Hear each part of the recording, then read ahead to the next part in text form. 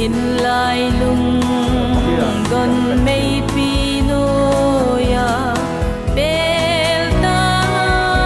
ngi kanagam lei lung don na min hi holding kanani ko mang tan te pakai me mukal kangalel o mang ta hen lei se di Calvary ka ngai lâu pi pen ban gam ko da hong nghe God's into a o kalhaga alang nghe ban gam no leilung don na min li holding kanani kumang tante pakai mel mukal kangalel o mang ta hen lei se di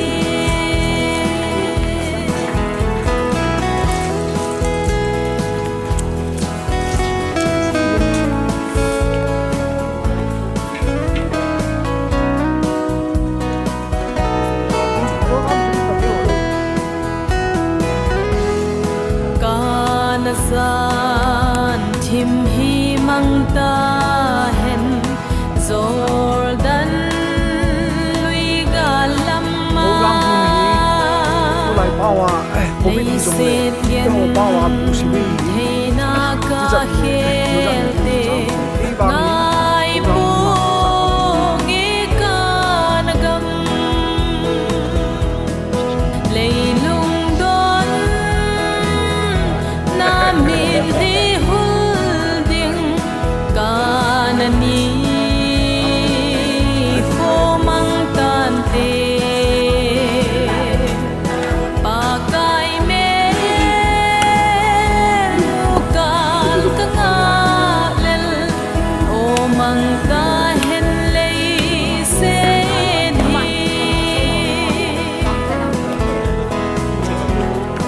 kei zong i ti le kal hung dem Jordan lui galam chu o kangai ka gol ngai te chi ta nge chu gama leilung don na min li holding kanani ko mang tan te pakai mel mukal kangalel o mang ta hen lei se di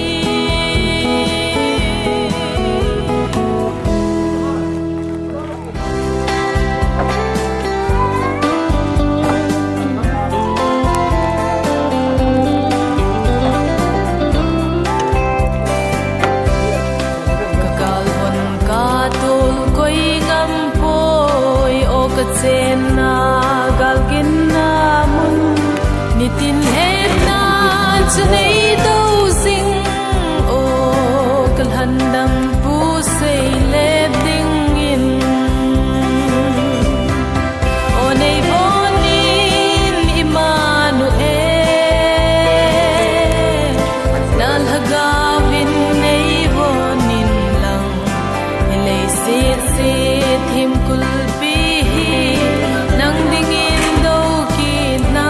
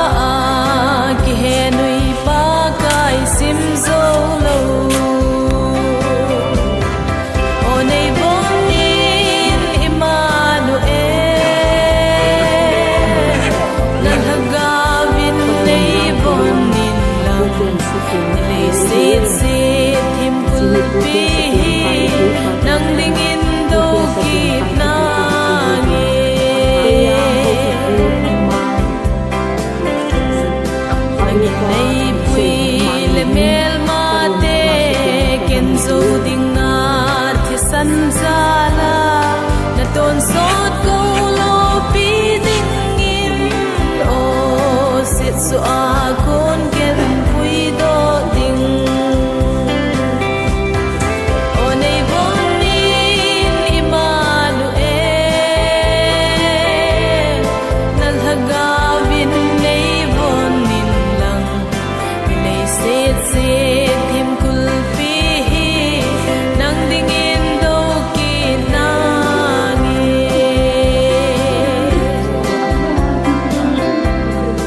ole ko ang ba ding le kal handam pu chu kamu ding chu akagal bon sud lang ding o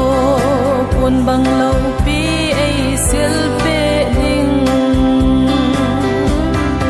o nei bon nin Emmanuel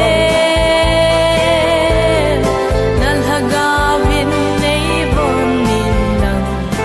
lei sit sit him kul pi nang dingin do kinangi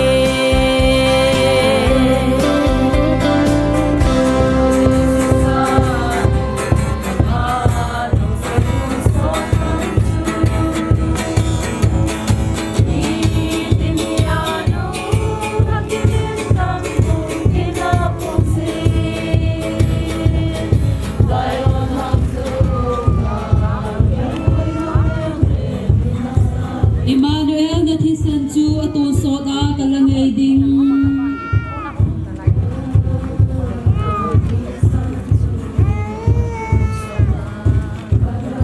mi thing te gam kan hun ting le ken lan sangi ton sot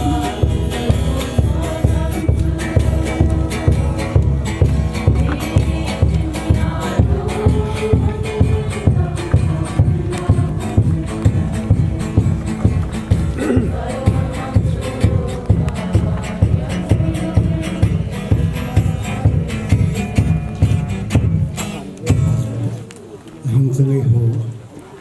ki William ni program ni tu ta seven pati ni ma pa ta tu te ai ni khos ni when we see the is we can just say same ki has we see ka pati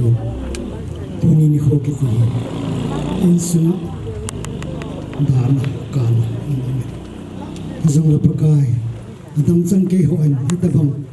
ki William na kin ho program in pati ta ding man chong chong a kona ni pui khom wa phar ka pati ta de je pen ka ki pa ge nim ka thang ba ne program mo hi boinam lo ba ka pat wa boinam lo ka chai the de livin nang man ka mi chan che ban ha ga ve ne bi tu ngai cha in ka pa ka yu Jesus Christ amen ka ta we amen Amin kitrishan li mangza nga kuning ke panataw na chuni chai tawing tun abanan sala witin puti aphat Mr. Thang mang ko thang Kapag sa akin, sabi niya, kaya diya siya ito ba? Ito pa. Ang alam ko niya. Ay, ito ho, ay, sugunin lang kaya nga. Siyang kahin. Ang mga nga kulihat ang higit. At ang mga hinihat niya, agapad ng lang, tunihin. At kita sa tabi nila. Dahil hatun, wasap hatun. Tuniwel ito nila. Ang kasama man. Cái hồn, cái tôi giờ là rồi. Có thiên sẽ nào cũng đâm mai là đâm đầu tiên là cái chuyện thiên thì vào mai chào hơn. Cái xin năm thì chứ cái mình nghe là hình gì. Hình là mình luôn nghe là hình tập quên tập hình gì. Tụi mình được hỗ trợ cho mình trả sự đi cái tập quên này. Thì cho nó mà thì tụi mình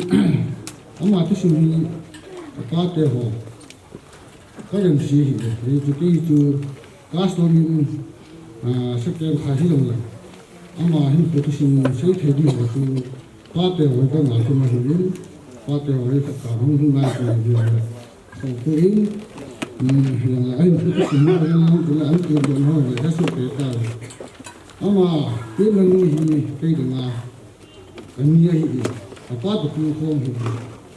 thì chun ale apil phong pi la hi anh na hi ka pa ka hi thì chun cái giờ la là ka pa ngam ta poin wa si bun ta in na ga gal chun ne ha jo hi ke yang chu 1995 15 March ne aju ke hal ha ichina chu na ga hon ka pa ngam thai ta Kita pernah cái ông chụp bóng trả cần yên mà trả khởi là còn cần phi nào tuổi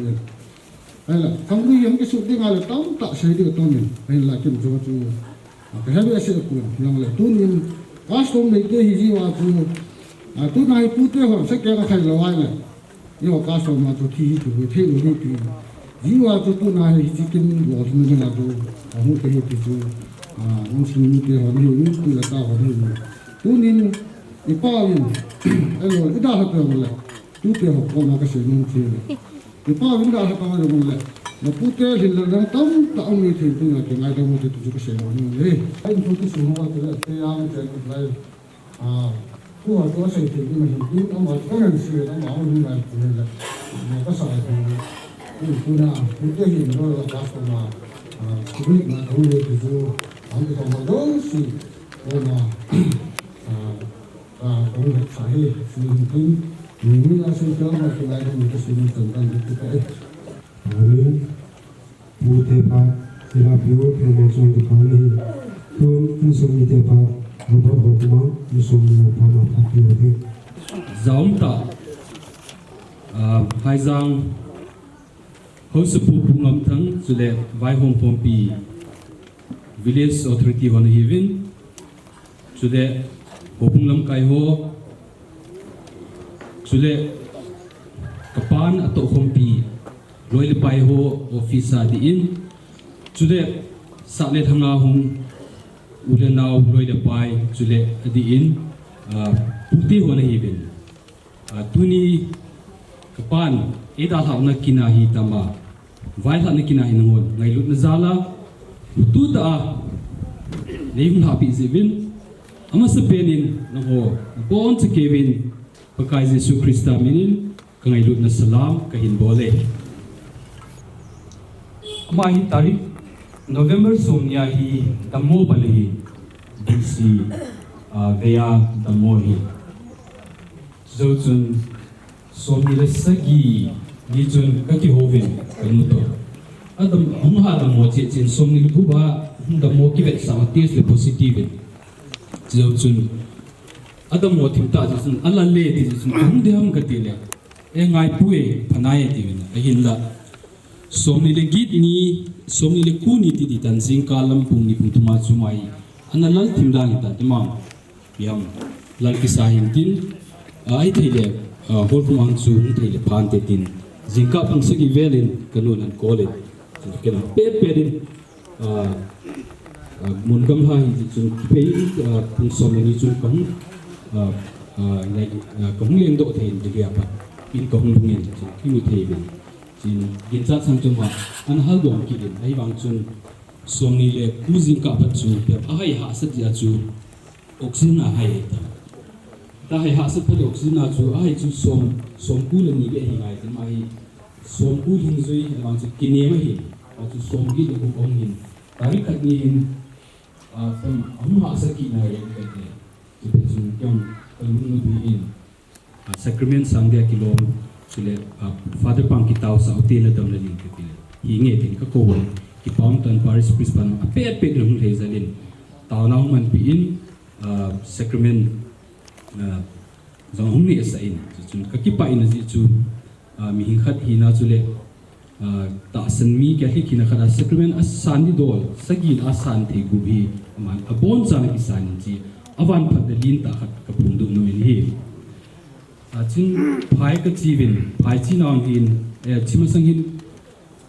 pu alex dr alexin kho sa in ji chungwan a het hin tin an phone jing hin kanu tom ki ho kyang an phone ka ki ho mat ki hon chu tarik khat ni hin an phone in zan kai mu chu chun kanal thei pun sun kai mu chu chun ka phone ki man phai pu phlom phai het bi khat piam nam ventilation a icu ko le a chu chan su mai tin te het bi khat be lo ham tina sen pet chun kyang pet in di hanga pukun thango ta ki hoin zoin ki paung ta in rinsa deputy director pa kai kam dongel ama ko ma ka sei lama an ngai tu na ji chu tu lai na da jai ICU ki chang the lo hin mong mong lo ong man mong mong lo hin zaman pet pen kang tai nun khat o me ti pet pen ki pen ki pa na chu pu election zong la poi mo ho medical ina ki mo pu the ki lo hin CMO office ali ka poi mo zaman bon su tu bin adan ta su hilang hospital ki admit in chu chu ngai lo hin man li khawan lan chen pe pen ka chi bin how bilin to ka chi onin pung som le khat ang pung som ni hin kunin ka ga hung bin chen ICU rim sa chun ko ung te bin ta ko ung bin hi le din cha sa ma hi ananal ma ma hi tan tin kal hun niwan ajing chun jing ka chun ka gil ki le thil kan inu me tin a sei thein chu le piam a pur ho cha thein chin ane thein ni khat ni chu chun ong la chun a ham to pun ai imu mu jing in ai wan chu I ho pi le chun piam khut ho sign ho le kam khat tu cheng ho chu mai ai oxygen ki bole a sei the alo a khut hin a bol thein sei lang chu man an bol thei to pun ai wan chu ma a khut hi an ji zu in tin chun ka ki ho pi ka ve de kyong piam ipa khat hi za chun ka kiniem to ki zu ni za bon dam ding hin ka ta sen ki zu ki ve da ko ma mo chu piam oxygen level 80 la 60 la zung ama chu la 95 ka le 99 chan tung zu chun ve le ki ging chalo mang pa hi ngai lu na za chun ki na za chun ka ging cha ki ne ta sen ka nei ki ni awan chu ilung thimin piam ti khat ki zu chin ti tha khat hi te ko ma te to win chin ama ki ging da hin tin a khu hi tin a sip zu a ki ven chin ko sei di dong lo chang a ki mi ji chun ki tu ho lim ki the ka bol thei pun chun alung mun na din chun bible sang khat ani kamir chi ho chu ka sei pin ti lu bung khat sang song tum singi pathina ding a hi mo I ma sam pui ti chu ka sei pin zoin second timothy bung khat sang sagi jong chu ka sei pin pathinin ki cha na tha kawe ki pu ve tha ha na ngai lu na chu le piam ki tim zo na su pi ve cha na thu de na zo de ke tin man a ham the ti pun ni ngai tamon lang adu te su do to ni chi zo pa su ka ki hon ta chin ti chun zan ha hin zani chu a pi pi ha ni mi na hum ni me chun doctor ram ka do le mai si ti chu pu ne wangin mai ha sa thim tai tin chun tarik li ni chun je ni zong chang ka pui ba li chun ham ni loi ni je ni zong sun rai zen thei an zong ne thei ta loin ana ai ana pu hi an thum na chun na apat ani chin sen thei ka zen honin chin ani thei ding pi honin awan ki ho na chu ta pur ma chu hello ta pun ni no ana amit an ha zuin zani chu ami chu ni a ha zo ta pu chun som ma se din chu pun som le minute som le pu zan ha chun ina da ta ve man chu ma da mo na chung chang tim khat tu hin ma hin pu tu hi hilang ki sun tan chu le itawang hi ang chu tu nin ki ha se dan tan di he chu ke win ki ko pin ma na se khat chu ka thi ni le adam se hin ke mi pha kai poi wang ka se ka pe hi ka dung su ni poi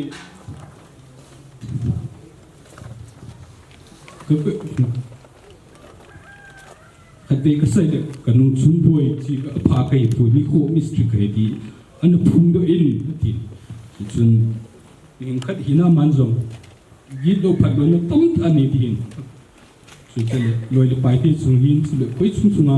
khan sit na gi do na no khamei thei a sai khim nom khamei thei in jo lo si ama hum thei jong le ama thalingin tunin ngai dam kan tu ngai dam tu ni na hi chule se bang chito ki ran tin yau sa ka sin tunia ta hi tam ta kum the jang ma kum ka sin ji so elang in yaw pat ulan apat loi za ki ni sin za ki bon ma ki cha za la hi li kham ki sim ma ki cha za la hi ipat o wai ipat sa gu te te ki ja tunia la vai tam ta hi tung thia kum hin chi ma chu um ti hi jong le ki pa tu ka sein ka ni lai thil nem cha khat ka sein min khat ve hi class 2 am ka hi ni lai ni the ki du hin ni khat hi dukan hin cheng khat man ni the ka ban an he do in azing ni school na kai lo de din su ni lum ke su ni ho sa in na ki chol the tin ho sa ni khat ni ta hi school kai lo in su ni lum ke su ni ho sa tin in sun san utta mga chu an strict hin se bangin strict je ahi tuangi ngai lai dam ta ki the loi le pai lang ta ki ding the hin chi chun ka pa chu ngai til tam ta zon aman ina pui hoi dan ko chu ngai ma chung ki pa thu ka se nin chu tin chu le tuinin dang tam se pung kin ki pa na thu ama thain ka se no na thêm khát của mình, mà sắp bên Ahsi Jang hu house pu ngam thang hin chule loi kompi village authority wa chunga hin la sata in ki pa tu ka sainum azi chu pan athi ba sanga anade khat chuile tua aku ki lai da hulai ku ki vui ding man ade chi lai ki vui ding hi chi na bo de wi na sai ding na thum di chi dung zui chun chỉ lại cái vụ chuyện là thu bị bùn lên, tu lại phát đúng rồi ai tiền, thiên hạ sẽ cái gì giống, gian hạ bề bề chuyện, họ sẽ phụ cô mà cái gì, mà giống, những cái team tay ngày lúc nazalin, mà ai phải bị chuyện, mà ai hiện chuyện, village authority họ giống si chung, cái bà thu cái gì, chuyện, Paris Brisbane, tạ sân, cái khi kỹ khát Indola sacrament phát trái bị man, sacraments asan di lo zo si sagi lagu asan di jong father mung ama tuni atam lo tim do ja hung the lo pangin ma chung ki pa tu se no min chule pu te chung ngin ki pa tu se no min chule ho bung te hin ta bang kin mina ha sat lai jong ho bung te na ba ta kin ni kun ji lang no chung ki pa tu se no min chule atam lo la ya in upon pi mi tam taw min chile het thea ati in kuki khang lai lo pi te pu kam thang lam kai nu ya amo cylinder oxygen cylinder anaki manga sun le zana chibo chu hi lowin tua alungun pu na ringangi het bangwin tu lai phat lo zi in NOC in permission in thil tam ta ngai mon chu lo si e ba pu pi zin ke kel te chung lung ki pa thu ka sein chule hilai anazen doctor pum bai te zung ma chung in ki pa thu ka sein chule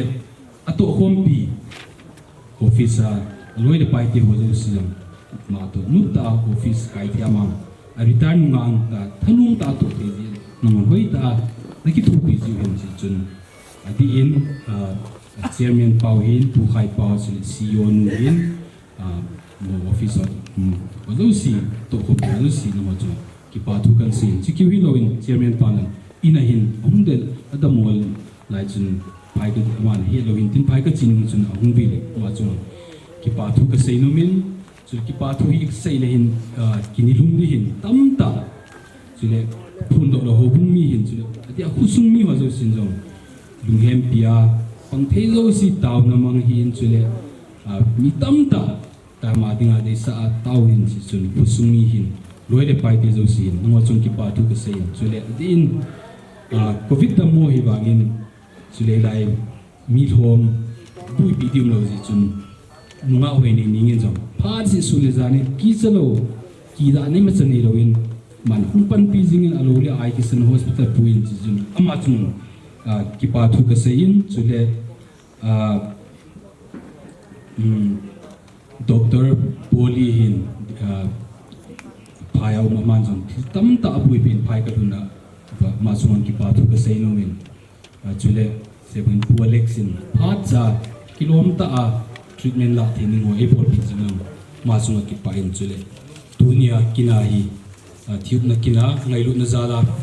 sa le thang hi apat loi le pai te ul na bu le pa te zo sin no ngai lu ta nin pan pi jibin ngo chung ki pa thu ka sein chule dunia kin thi pu Father Stephen in ngai lu ta kin tin thâu ta mang thi nga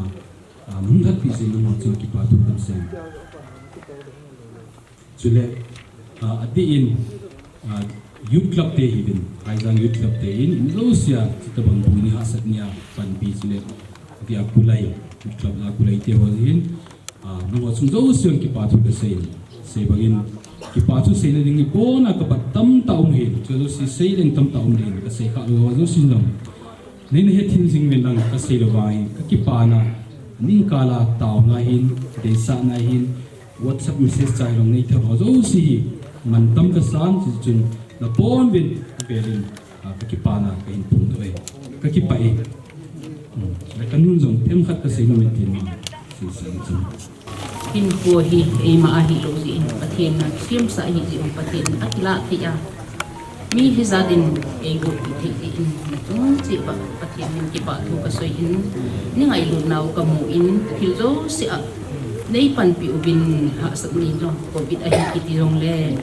zanin hung to pi lo ya hung ki lo au mi ki ti ho pi ka gel o khoi la nga ku na hung ta dem pathian thil hi thi na hi o chung akilang ngai ti hiก็มูดอินทุ่มโลโตโลเทก็ฮิปุยมินก็พิดติอินไม่น้อยหัวข้ากันเอาให้เกี่ยวจุจาดินกระตูข้อมูลกันนุ่งข้อมูลที่ให้หินปูกันน้ำมันว่าหินก็กิปะน่าจุนจิตปะดูนี่พัวฮีอามาโตดีงาฮีก็ปัสตลฮีน่าโดละหินก็ที่เห็นนี่พัวหินก็เห็นน่าโดลบะเลยเสด็จก็ปอมซุงบะอามาลงกันตัวลงน่าหินลงเลยอามาน้องเกลงตัวลงน่ะตามปีอมินเป็นที่หัวโลเสียงปาอินอัฐอามาฮากาวินเอทุบะหัดนาเละ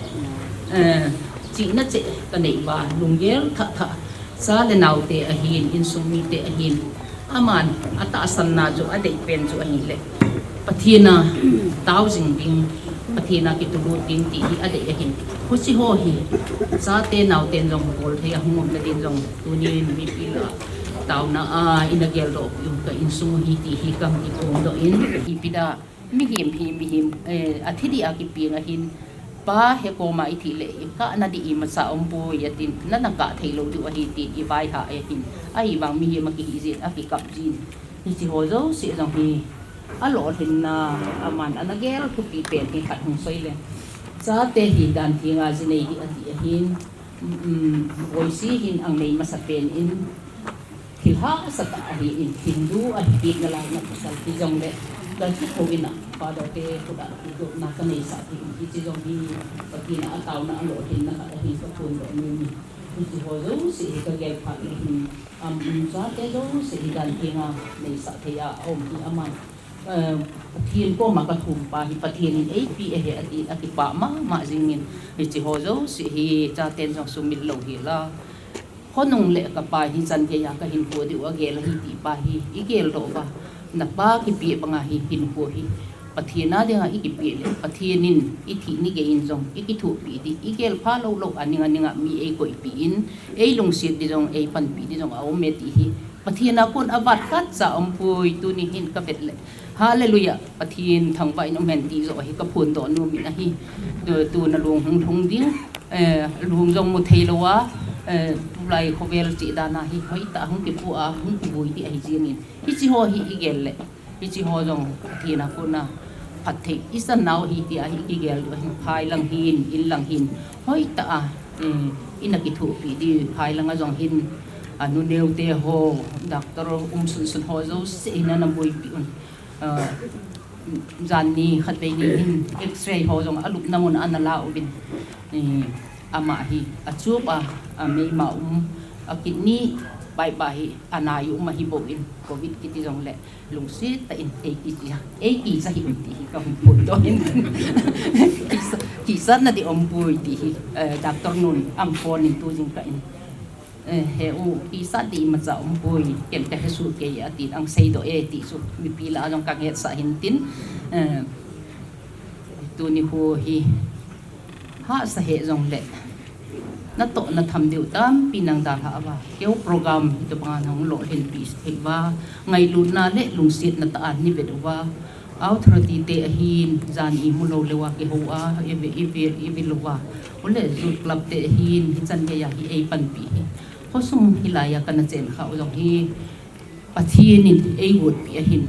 ลุงน้องตากันอมลายว่าประเทศนี้กุดน้ำมุนอาหินประเทศนี้ไอ้มัลโซมีตูนที่สันเกณฑ์เนี่ยที่จงกบฏปูเบฮิติโฮฮิกาเกลก็คิป้ามาจริงประเทศโจฮิกาทังบานุมาหินตูสันเกย์ไอ้ดัมปีจงฮิกิดังกัสอาหิน2011หินเกเรล่าลิตรีดาวจีอินเดงกูฮงเวอินฟูบังเวเซปาโซอาทิสาหงลุงเดียมตีฮิกันเกลนาโซดาฮิตา2015 kumin house puto zone thanglal to aba chi ki rubin ai poi na bu se hat be sen chi da in ka tileke ama hi alung tup na hin nu mei thula lo hi a chi in o phat hin house pu jong zan ni zan thum im lo lo am ko hi ama hi apum si le hi ta bang na hi ave hi chi chi chun i gel le pathin ama hi ahu da ni o athi na bun tam bi o mai tan ai bang tu ni ahi ilom ta e thi sawa amun tilang ule na on e ko sa na te ho kamuwa pathin in ei lung sin na te ho hi san ge long long ham ti hi kamu sin ka asangin pathin thang ba hallelujah ta hi pathin la sa ki pa thu sei de hi ka tha anu min na me lu kamu jong ka ki pa in ka ha amu in na chung chi wa pathin pathin na bu hel lang ke ho jong lung mon na mi him hi zin mi pa khat ngum lo ding chu tu in mi pe hin kalung lien jong le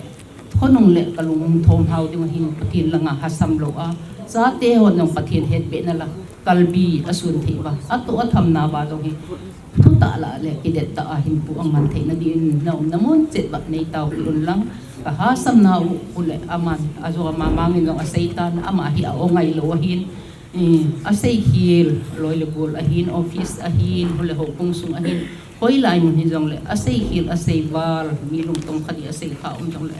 pa pathin minin na bon sa ke ngai dang lan keu in sung mi te ho jong ka sai hil ka bol kil ka lung gel kilu pathin min mu le mi him min mu ka di lo na ho zo se nei ngai dang mun tin tu phat ta hin na ko ba na bon sin ka ngen hi ka ki pa e mi hi zat pathin ko ma bui khom thei ding le amat pathin lo pi na ipon do khom thei ding ki pa thu ka hung ko ni san tan te vi te pha tu ni khwa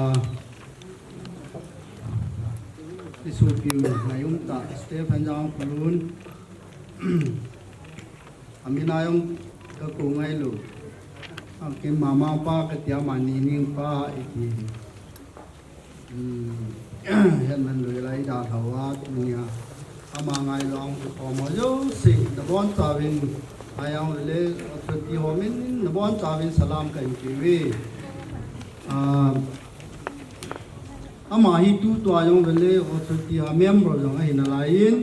cho le ama thu sim cái ni to ka thu sim hi cái gì đi ngang le ni thu ma ka sei tai lu ding hi aji chumun tin ngam tina ki ma ayo an si ama chen jong ki ha alung thiên jong ki ha alung kho jong ki ha chule mi ngai lu jong ki he aji chun tu lai ta ei da la ji mu hi ka ye lai le ha sa ka sama ma ji ngin aji chun rani mamang hi phone ka bola la bu ji chun message in ka ki ho pi ji mama jong lung le nin he pa ani lung neo hin in ti in lamonin ji chun yan la hin tu awa ki khop the naw hi authority de hon lung gel le ta ka ni yo wa ki khom the hi a ji chu tu lai covid na thi ho chu ông kịp ai lệ ai na yong i ta hoi ki kam tam ta mi nai wang ki hon pakai pathin mi na chu hi ta bong mi lo pi khat thing tan ki sen na la ma hi ta sa di ngai ong thaga wa di ngai yong mi paling mong khat khu sunga yong mi paling mong khat a hi ya chu a wi na ding hi ama in dei lan kha an ki nei ki ni ki ho tun simitia ki bu ya le a le to la bon hi ta bong ki wong la ka ti wi ai là mà mang in phone in bolin he pa kapa in lấy tu la ki buino me ti na san se pa chun jon jong hi chi ni kum ma sa assembly a chu mi ai na ki buino a thu ma tam ta ya chu phal na kan ni pe we koi ta bang ai na ki buino mam long le ta kan ni phalu to dung ju ya chu alei to la ki bui ding a ka phal phan wa chu lei to la ki khomum thei lo ding ai ya chu hilai bi a hin ki khom hui tin thu sei nom zo sin an khut te yong thu sei tin khu su mi yong thu sei tin to ma ba na lam kai tam ta in thu na sei di wi na ki phal lam lo du thu sei thei na ding a ama min lo pi no hole ama thu sim sei ro na ding a special mo mo a chum bia la hung ki wo hi hi chun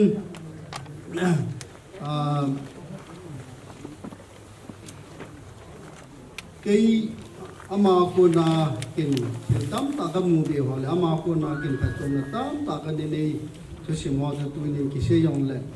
ki se chai thi ta pun tin ye jun mama pa hi i ama ma yeng i nam ma yeng ama hong dam mo hong se le sa ka na chu ki ho tu ni chana i mu lo tu ya no ngi kha cha ka sing ku in ka mi ka sina ka hi le ka ge le amel ka mu ji in le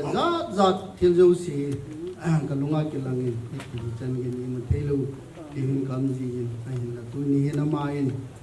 le se ni ko da la ta in tu ni an su mi te ho an no su mi ta loi le go ngai lo loi pa ho yo sin jong ni ma a chai ne ni ko a hung ha the wa ama thu si me se ro bi ke yong ka ki pa ma jing in thiếu tâm ta có buông bên tu ni yong chun ka wa ya mi ping ga ngare am ta lain ka la wa le chu chu tu la ya ding a phal pu chu yong le ipi ham ita banga hi thil ga bola chule ai no ayong chu ki khop ding ti yong jan ha chun se so ho gam lam kai dang ho tam ta to ki ho khom wen am hon se win am hon jong he pa ti so yo si ju bol the hi na ya hin la tu lai thil la phal lo je chun thil i bol ayo khunung le thil i ma am ding sang chun amaw yin na wa chun ki khop na bo da hi tin ai ji hoin compound lo chun ki khop na bo lo te ti am ho dang ki thu tu ye wa lai kan bo lo hi to ai ni ha jong le hin ina hi ni dang banga len khom ma hi lu ding hi ya chu tuai ki chai yo len ki chai yen diu a thiong jan pu lu no wa hi le i ho mo pu na yong hi ta lo din medical team ho hu wa ama ho to in sunga tham khat ama tham dinga ki wo ho wan ki cho ho to chun a vui diu ai su mi te hon jong a ko ma ga nei lo wa a ko ma tham ka distancing a chu mo wa ta za vet thi oi cho jong si chu i ho tu lai chin do lai ya chu yong le yo ngong chun ka ko ma khan le ni tu se amin hi jong chu he team diu hi cham cha khat mama pa chu nga hi te kana an kong sim nom ai lo la ma yong thila bo nom wa yong le ying la thai ki no thei lo di cham khani i tai diu kha condition ni vet diu khát phan lệ cho thiếu đăng tám tại bộ thầy nào là in bộ nào lại điều hi thì cho cái hình phồn đỏ hình tiến thì riêng chân tu phan hình cái hòn rồng mà hi về lễ authority member khả năng hi cái hòn hình tu ni hin cái họ về lễ authority member hòn rồng vốn khởi các cụ nô mới bên thì riêng chân cái loài họ trồng cái pa rồng không phê lăng mà ông hiểu là mà nu piêu thì riêng chân tu ni hi dam ka sei ding pa hi ka lung thim hi kolanga lem wal be sa nai la thu ka sei thi pui sei yong ka sei thi lo hi da ye ka sei ding ho hi sei nang la ke ma yo ya mi ma sanga da sei nang kam ding ya ha ti ma hung ki tim ka hi ni tu bele o ti ho vil lang ma ma pa tu ama kong ku dan chun ni ku kun ka ta pe te ti chu kan phun no min te ni lang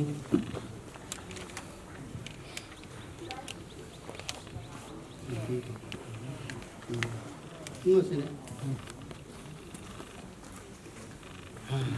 ti yong le na ma ma no ala ke wa pa chan chu tan de ki pa Puspapuni Nani Kultur Hobung de Holy Trinity Catholic Church Hobung de Hobung de Parana Api de Win ถึงเมื่อที่ยังโหบุกเจอจะมาจอดพักอยู่เลย มาสร้างตัวนี้อยู่ว่าถ้าสิ่งนี้การนี้มีสิ่งคนยินดีให้ลองเลยเรื่องพูนจาลานิติจัดน้องว่ามามินาอุทิศจารินโอบุมินินอบุญจาวะการเลี้ยงมันที่ปาทุกันเสียนะเฮตัวนี้นี่ผู้ฮีตัวเสียดิ้งกระทิบโลเลยแค่โลนักอามาสังกุลุยหอมกุสูบิงกับบังเวตีจูเอยิงกุสูบิงกูกุสูบิงอาจีนึงปวดยิงฮัลโหลจูกิบังจิงินตัวยังพลูนเซฟนยังพลูนฮีหูบุงอาดิงอาฮีปะเทียนตะบังอายองก็ไปอยู่มีปาตะบังก็ไปอยู่อามาฮีประเทศทุลมาจงอามาเห็น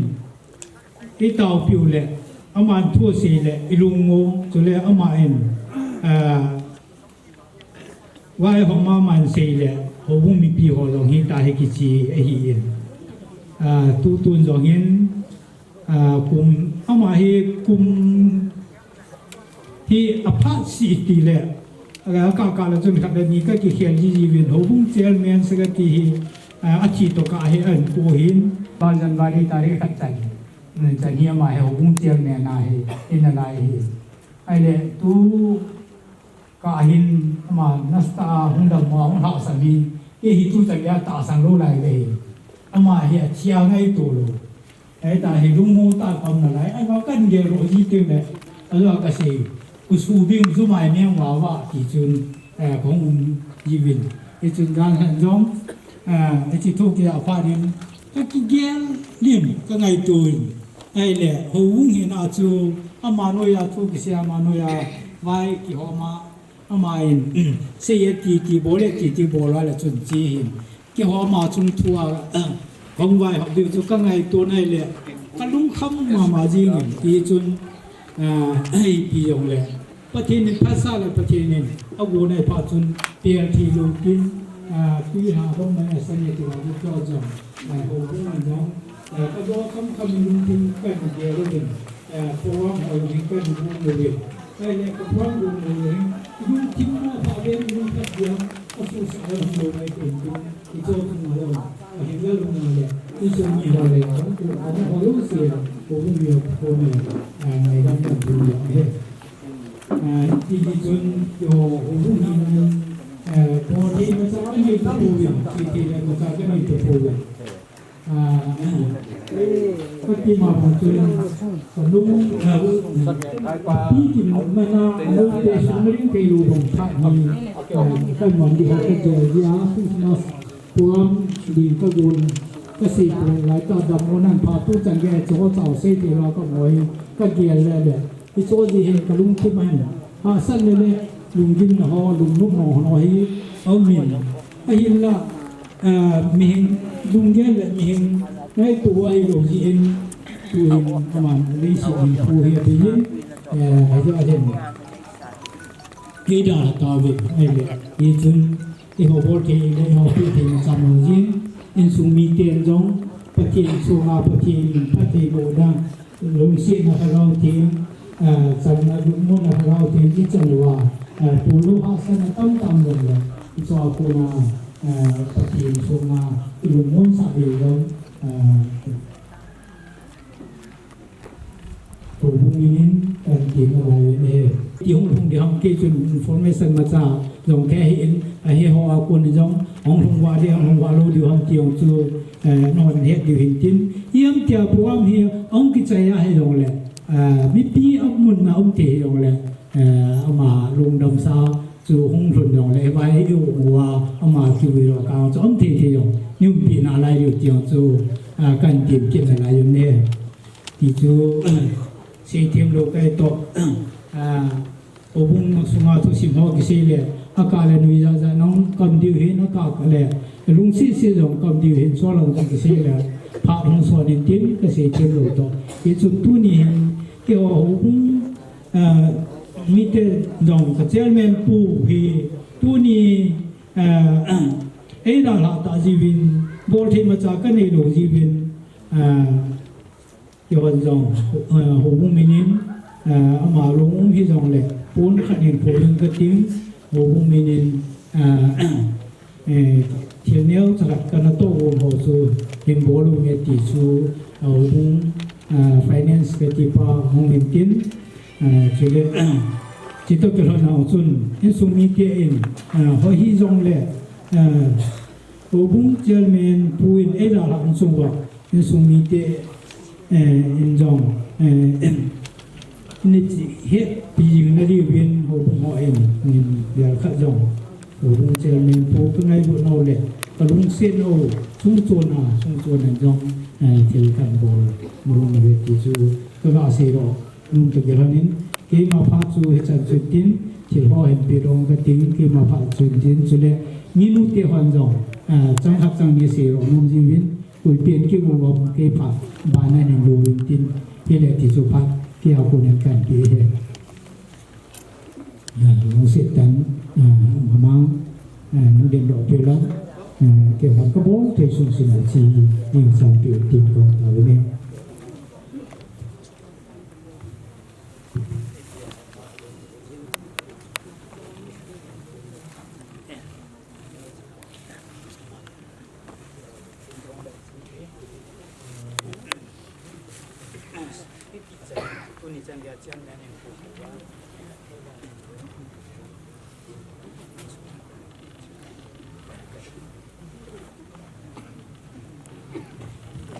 cái chi phí thì chúng ta làm lại như ngày thì mình đang tìm phát triển chuyên tiến thì bằng chuẩn ưu tiên phát dia khalo le ai to khalo ba si ta bang pro ba mi mu ki ai to le asak sai trong le pathin pro ba ma hi dan ta chun ka za chun ko sin ka ti ki thingin ji thei lo ka min ai to le ha sa ka sa ma Jangkholun nan tam hin thaga ba long nan tam ta sa long nan tam ta sa long in chen lo chen siam do a sa te jo si siam do a kita hi long mo se la e da thaw hi ta ho bung long hi i jan ham khana siam do a ho bung mi te ho hi ka ki su hai le ka do ba ka ki to hai le ka do hi to ai koi ka do di tam ti hoi ka ngai to le ha sa ka sa in Jangkholun hi mi hon dai lu Jangkholun no ho ham iti leu ji de nahi ama thu hi kana lama ma jiu vim ke fi ka lu te lu ba hin ama hin le ka ini hi ji u chon no ma thu hi kana vin iti hin kana ki pol lu vin ka ngai na ma vin ka ngai nu ma vin tu ka a hi de hi ti a e da tha di ka hiam na pang lo ye la hi Adam mo dòng ki he de se lo bu svei ra ki he a hi chan ge da ne na kho ta anane ya hi ta hi da tha ji mo hi ka ngai to le na ka sama ma ji ngin ni dang phat dang la ya thi han lang alung dong ya nga han lang ki kwai han lang ki kam han lang hi le lung na chim ding hi tu hin amia la lo ba yu mo hi ha sa ka sama ma ji ngin tulai van lui le sin hi ta banga thi kha hi ke ka no do hi la hi ama jong no pon ti i thi nu hi jong le yu na win hai ta e u ma i lem khom pi su thi man ka sai tu ni hin ama hi lau khan na chung ni dang panga thi ki u ta banga ki thei lo hi ko ka sama ma jeng in pi hi jong le kan tam se be ta in nu te mina ka hung di na hi in nu te hon ka ngai na naw le ka hon tho naw ba ama lung dam sa chung a hin ni dang phat dang la ya chung alung chu ka kung ka tum na ka pi ji bin tu ni pha na hi ta bang chu thei lo di lai phat ni sai pi ku khat an pi diu hin sum sam khat to ji chu Udah yang hula pimin dam.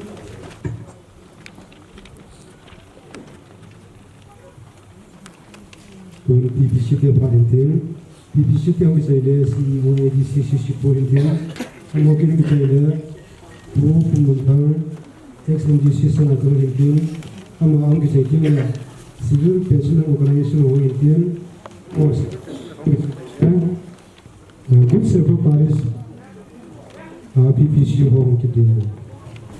Tuni Nicoin Saint Mary's Paris Sunga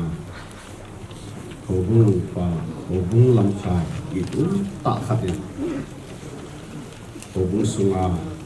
Phái mò tak khatin Ei da tao đi Dễ chun Paris Sunga Paris Priest Padang Mungahiin Paris Pastoral Council Executive Member Hozo Sehiin Unit Church Leaders for Zo Sehiin Chule Paris Sunga Ali Napat Anyam Changde Hobumi Pike Zo Se Thalangin Punan Now Kahin Pundo Masakini Nahi Padang Lun ama hin khu le a hin dan hi I het su ke wa hi in zong robot in a hin satan ama hi thudi chi pi mi hi in adin na khata chu adi na la jang ke ya ding jing ni khata hi ji chun ho bunga dinga zong ni poi mo ta hi Sapten Sailor. He is a man of principle at Tidimahi. Amahi Zanke Achi Niehi Paris Sungazong Hin Apai Mosi Ahi Amahi Tudu Akinezi Miahi in Ahin Dan He Patin He Ahi Tokilon Hin Athi dan ho izaka ahin kuman dan ho hi ibat tinga le lung thai au min mi kim khat mi tam ta hi athi ding phat jong ki het lo yang mi tam ta am ding a hin ki ging lo wa thi jong tam ta am ding a hin ama hin aki bui na di mun ki san jong phai ta ki sei ma sa thei hin athi zo wa program um ding dan ai lo wa le ain putte ho vai tha na jong phata jong a nei thei Athi dan hi ipadan pathin he hi pathin lung set chang hi ti pa hi mu do thei no min ji chun ama za lun pathin avelin ka thangba ki de hi Paris Priest ama jong ahung thanu ma ma jengin ahin la ama hi tu la hi adam thei lo ji in ama jong apot do thei pun aman Mipi masanga kapun do dinga adei chu hile injong robot in a hin sei tain sacrament hobung ta san dung zuya apoi mozo se apha chain asang su ke hi abo na kapi su ke hi ki pa hi na hin pun do dinga he ati hi dung zui chun ka hin pun do hin tin athi hi lungmon om ma jengin lam khat a sei dingin mi tam ta hi hin khu hi ibada le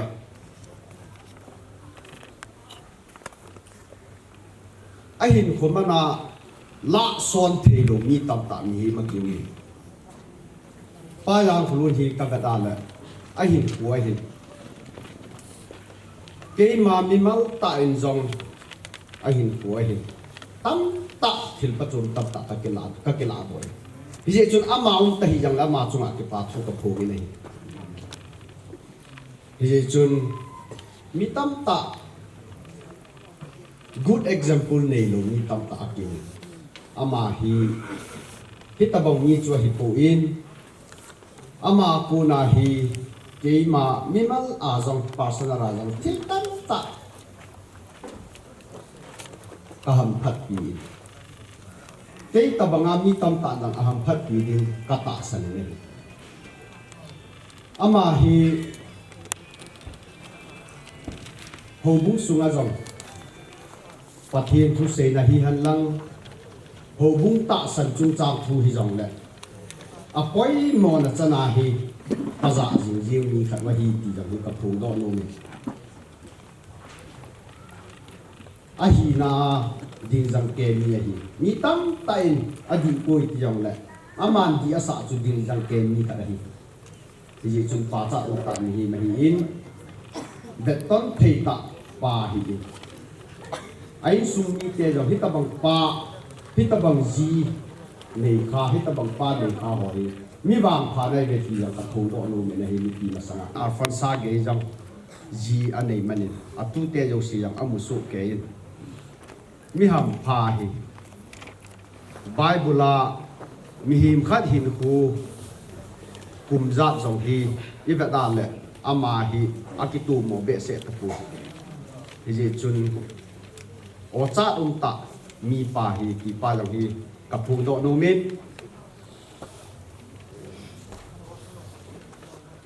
tu hin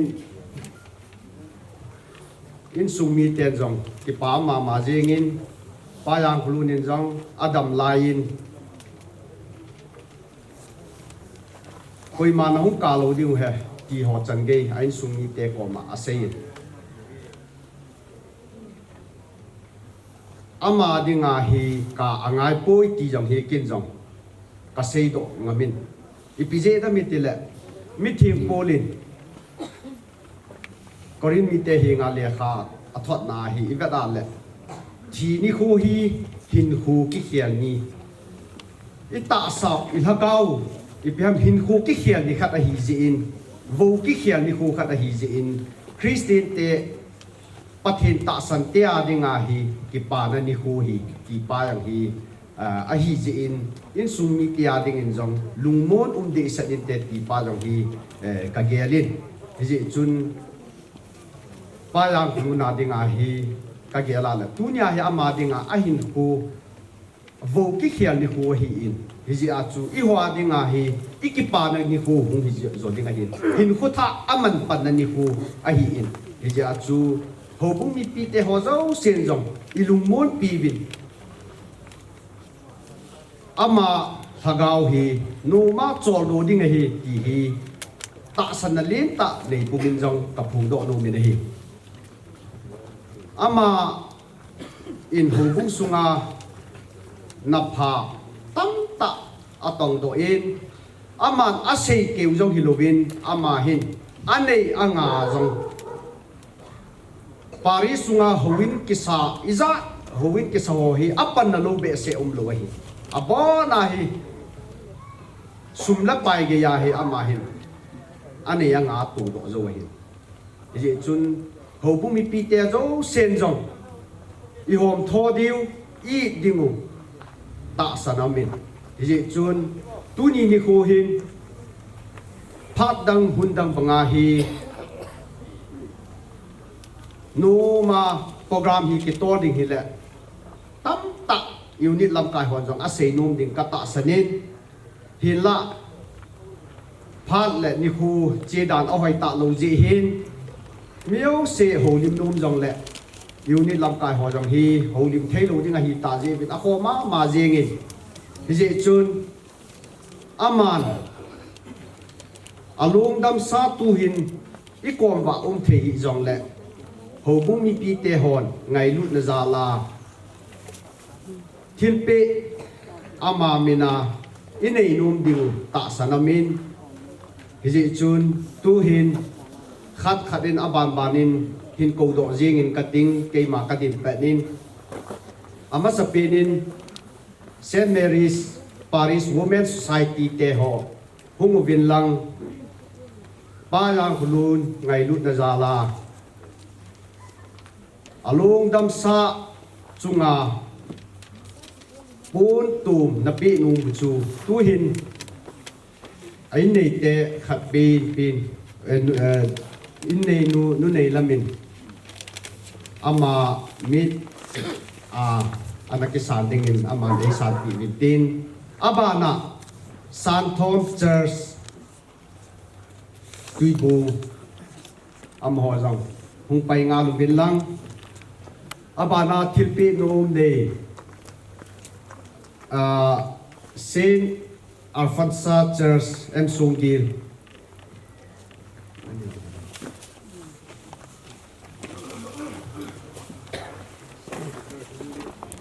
Chule abana Saint Peter Church Hingli Uyahi Jangkholun Uyahi Bek Sini Sini Khan Drui Kia Dina Kozok Suzok Ahin Stale Ichi Yes Hai Lang Ubung Azong Hi Kumizam Khat Kanato Home Hanahi Stale Ela Nazong Kati Azong Kanati Home Hanahi Asu Dinahi Masalahi Injun Asalam Mission Kaumahi Katsuman Kinihin Sukin Kahan Tilu Katsu Father meeting Damaisun Pisian Tale Ketikis Sahohi Kabi Tulimunayu Navango Pai Stephen is more than a Ketikis Stephen the new Bang Pai Ketikis as it was how my teams or heads or heads or heads or pardon me. Easy, that's why him, Mamazin. A parcel, when some young head with you, Hatchim, if they saw the truth. God said to him, King was I can the moon pains of Kahi, I can lose your pains of Kahi. Uzamuni is a hot temper, honey, diabetes, disease. I want to look down Paizin. I want to me my lu, Hobo my lu, me my lu, the me pumpy heart, the to Amahizin, Yahi, Amaziahi, Susanpu, Gampayahi, local church, Zohim, get hit from Kani, Panuhi, Visu, Haizahi, Jangkholun, Lomkai, Lomham, Higher House School, Painahi, Hubungan, Puhon, Sapanahi, Van Banahi. Susan Pulkampayahi, Town Suahi, local church, Kani, Yasukin Kasilum Sikam Tile, Kaulan he is a father of local church in Sisipur. He is a father of local Catholic church in Sisipur Katini. I his only Namahi, Mapanahi, Susan Pulkampayahi, things na Paris. Charles lo achuma ikan local hubung kusuma hubung ki puhi things na umam thangle kaujang hubung ha panja ya pan banam ki bolo hi kham cha te hoin nau te hoin su tu na hom jo si hubung mi hon jo in he pu thi ka sei mu su ta le kaujang ke lu si le de pu ka sei mu ko ma ko ma ka sei kha lu tu na ka sei mu jingka khai hong sa sa nang la service no water pool, women service no water pool. Selu de he was I na pai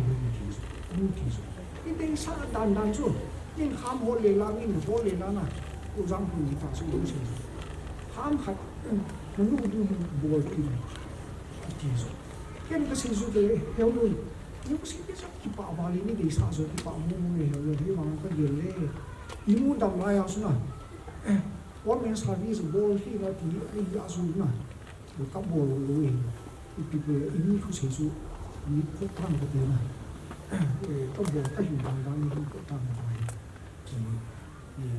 young was going to see. I keep back more in his young saying so. Who is an eye,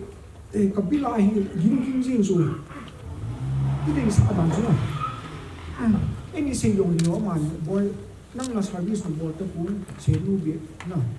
na board bi ang pai ba ti chakan yan na kipadan so kasi so tu sa ang may naman people ni na kasi lo pai mo ko ma kasi lo so tinakan silo isin din sa bana so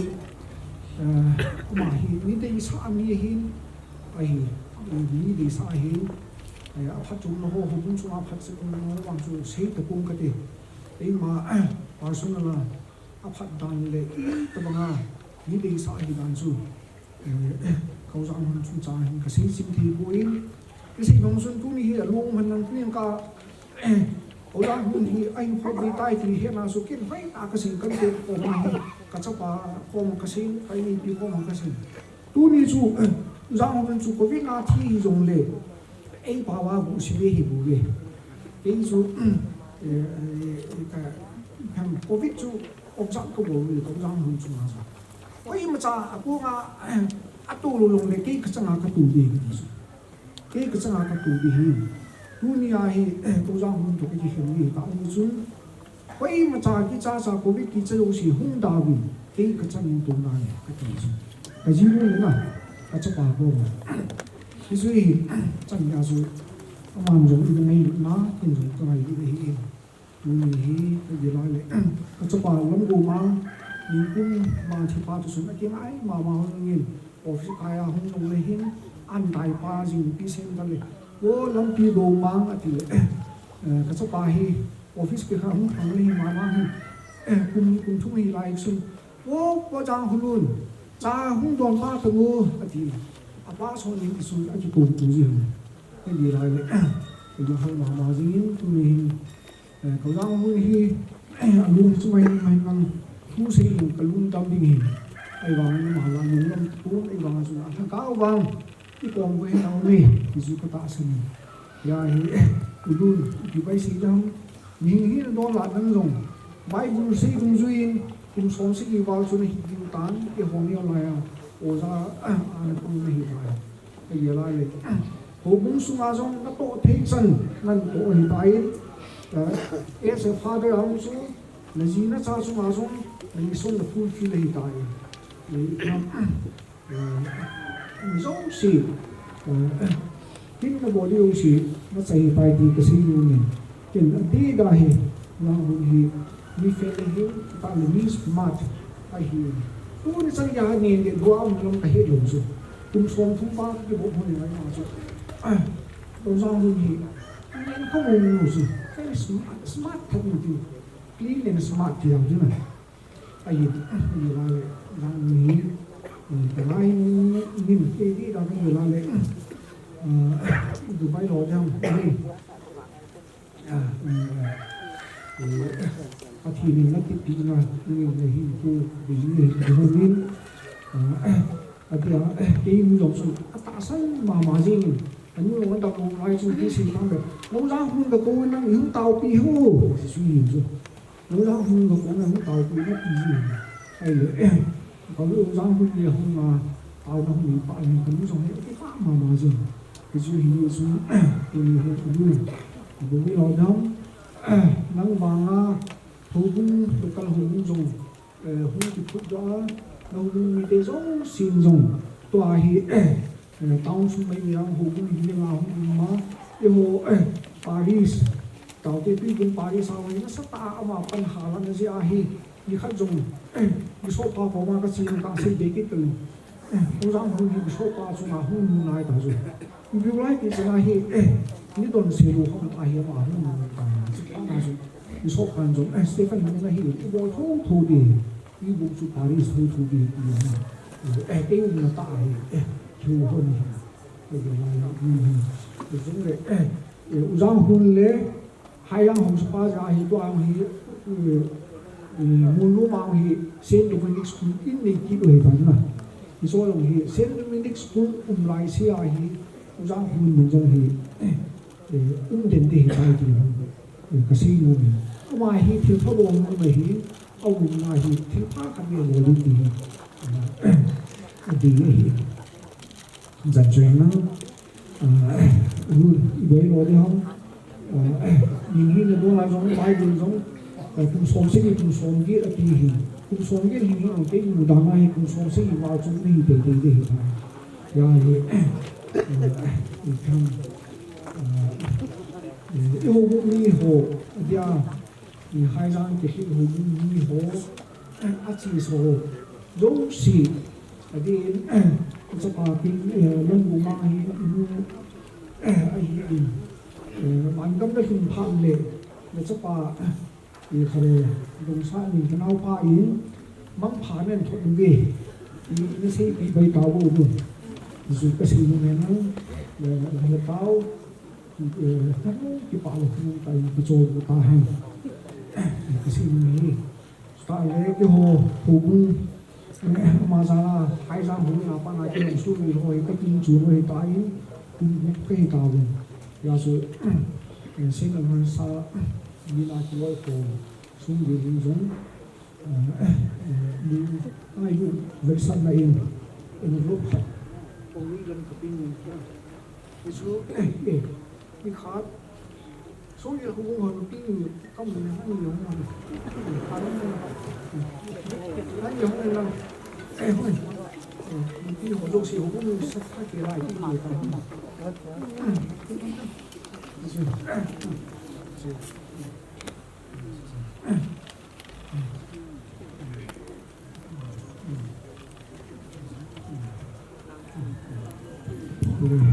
cái sản xuất pháp thì cái vậy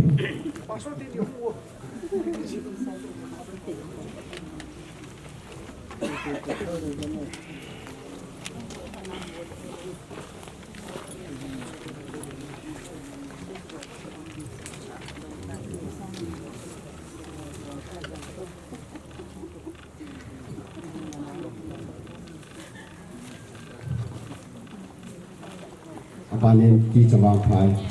Saint Dominic Church Adang Mun Layam Saint James Church Asal Jawang Phai Aban le Saint Francis Church Condolence Aban Ahu Phai ti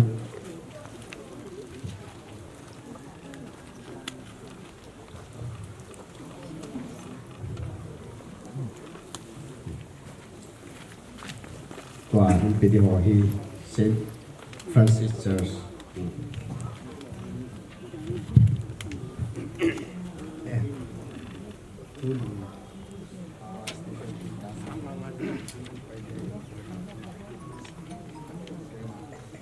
Senayo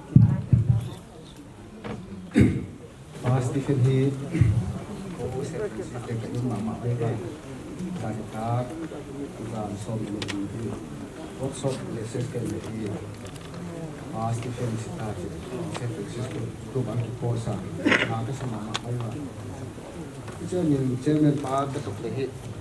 nan ma na pa ngai de hi ke la tua ka ki he para tua mo ni ko cha mo ni pa ni ba na ma ma pa ni cha ko ni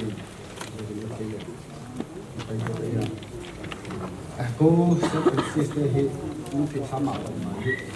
thực hiện xem trong lâu là một khi trong lâu mà nhà để pass cái gì program nếu chắc cái điều này nó mà hi mà nên mang cái lẽ đâm cái này thì anh sao để tin cái này à cái gì mua cũng tăng lên rồi lùng xin nó hay rồi thực hiện nó hay rồi cái này sum lệ bài xí cái sang anh phải cái gì xem nó cũng xem xin là lẽ xem nó phát triển cái này cái cái ông này sụt tạm cái cái nó được à cho nên là cái mồi là mà phải cái cái sản phẩm cái thực hiện thì là cũng kim lâu ở thị trường thì ngày mà phải mấy cái là cái xem là lên rồi phải cái cái này tập đấy mà mình phải bây giờ chân chân nó sẽ cũng cái ở bên này cái này thì cái nó hạ cho cũng xí cái mà cái cái lên rồi cái này bây giờ cáiตัวnó TPC te building ball nào cái âm bảo là speed thực hiện là hàng không thực hiện là cô cả anh đi lại à cô cầm đầu cái thực hiện xem cái sao và âm bảo bây giờ thì anh yêu liền âm bảo thực hiện là cái là cái phòng mà hay dùng phải lâu thì mà không ai đi à cái điều gì nữa ô hi âm bảo cái này sẽ còn khi nếu ra cái là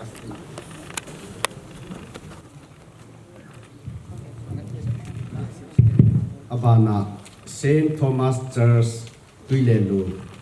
Saint Teresa Paris Amazon Thiên Pị Đình Chúa Chúa Kỳ Tây Ngàn là phán thế Chúa lệ Tu Nhi Nhi Hôn Saint Teresa Paris Priest Father Stephen Namlau Amazon Yang Mô Nông Đến Amazon Azon Tổ Bung Đi Tế Dấu Sĩ Thà Lành Yên Kỳ Phá Thu Cảnh Bông Yên Chúa lệ Father Mung Paris Priest Dam Tahi Zong Le Tu Ni Ni Hu Hin Ilawa Hong Sa Tahi Zong Le Tu Ni Minister Ai Panti Dingo Dr. Reverend Father Stephen Touthang ama chunga jong Paris ni pijo si thalangin ki pathu ka hin hongi sei hi pathe minin ke ngai dam te ka ju pai tun si ki o e di si purintin ka mau ki sai le pu pung thang tum thang ki di si sangai ko abana de kristian desna ro hin tin mo sai le ku se pa Paris a pi so so ura na la to de kan te ama upo hen som cha ai staff dam te kale jilam hin bung lang te si kha kin de wen program ma mang ki tuni ke wadinga ko office adinga le ba hin tin ông tin te ahun gen dau si kha ken le dik ka sai kum khat ting tawang na ka sem hon ta hen kêu cho có office thì balloon ka kêu til apoi mo bidang tiền na bol thelo confidential til hita hen lang akin gang dewa til bak bol di ai lo le staff dang tiền na het lo ai ama ki ka do se ko di ka chu kêu adi na chu ko office di na chu pa hi tu ni ahung ge na pa ka lung ki ba ama ba ke place ni ka ba ko lo le kalung di mai ku ma hu kilang thelo azik chu amari na sem nam pang hi ta hen lang mi to ki thu ko mi ta hen lang thil a rules dung ri thil bo hi ta hen lang mi zo si ama ki hi advice ala hen tu chung hi ama ta lo hi booking advice ka lak ta di wa hem yo hoile kalung ti ma ma in sung mi te pu na chu ahi apuk na di mo nga hi a staff te chau hita loin a council staff te hila district council hin ke wadinga mi poi mo ta tuni hi pathinin le la pe tai di hi ahung khom te ki nga kawak gen u di hen lang mi staff tampi office ale ayin la apoi mo te la kale apoi mo pe amat thai pen advice hole wak la hina pen chu palun hi ji ka chu kaya ding ale personal ka kan ka i mama staff dang pe le i chi le ti ni jang ko hung ye thai hi han lang ni na ji staff te ko hung mu tu hi staff te hin neu cha i tam lo le ka pe gu no moi to nu pin pan nu pe lang mo chun program ka ba dau hi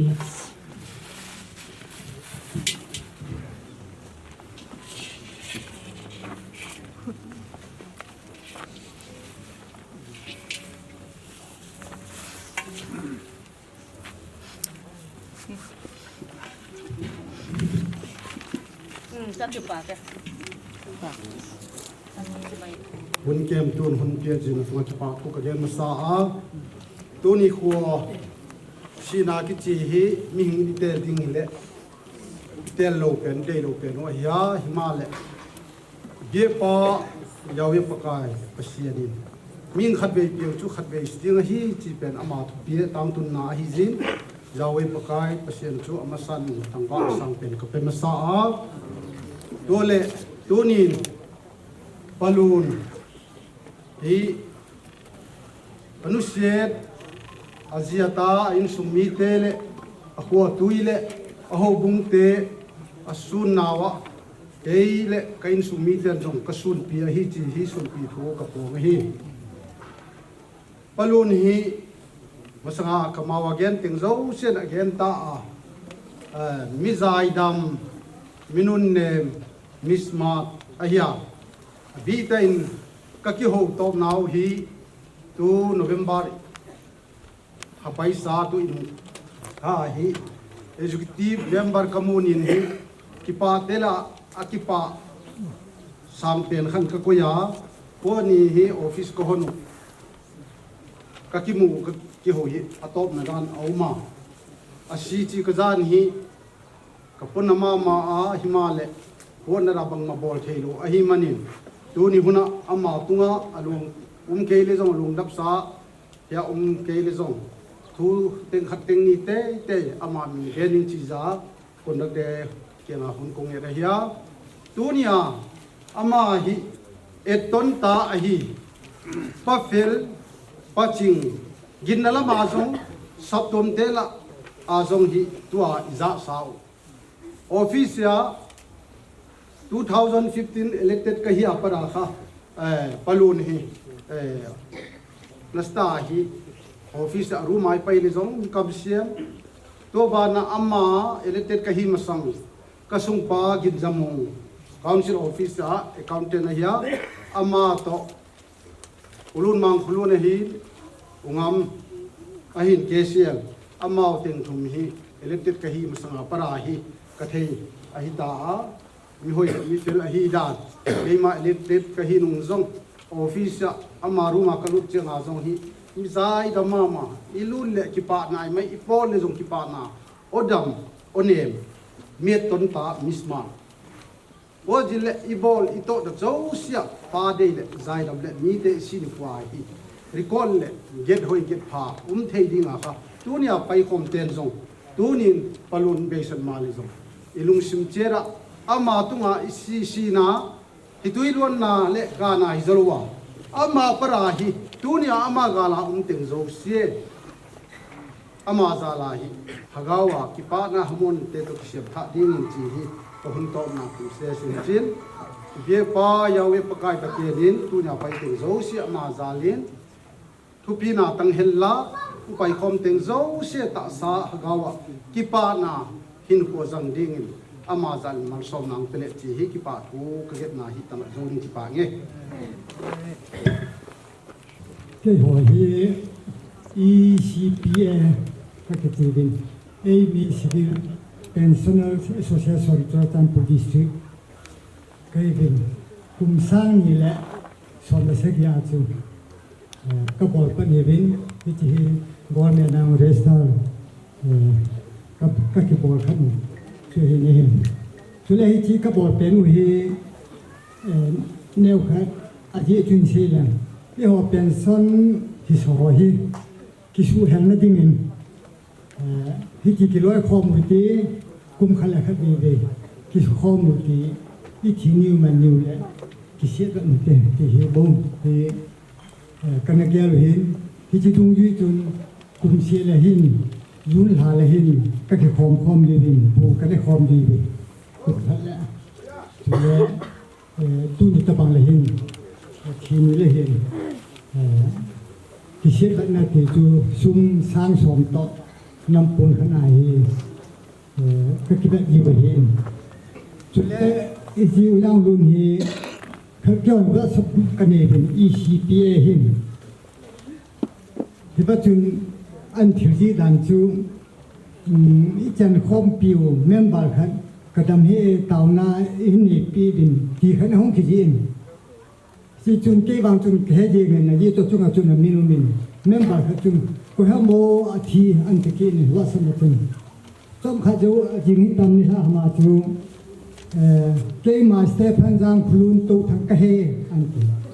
ti chi jo ga chun rim Ahsi iwa ame hong ki te ki ni agang ji ni ai pi le ki ho kana ki ko ka to hom du ju ben tu ni he ama he adala an sumi te adi da aloi nu ni lam he ki ho tu pas ka ni ho chu pun khat to sum sang som kan ti do hin ti ki ho kin ki chan tin chu le office beral usi mang chung lang langa dang dong ngo langa chu le member hung do si chu na tong na che ba hung din pi la chu ki pa min te civil pensioner association ho member hung do si chu le na to mun nan ding na ke on langa pi ding do hin chu ni ki ho ki ta de te ka ga now the pensioner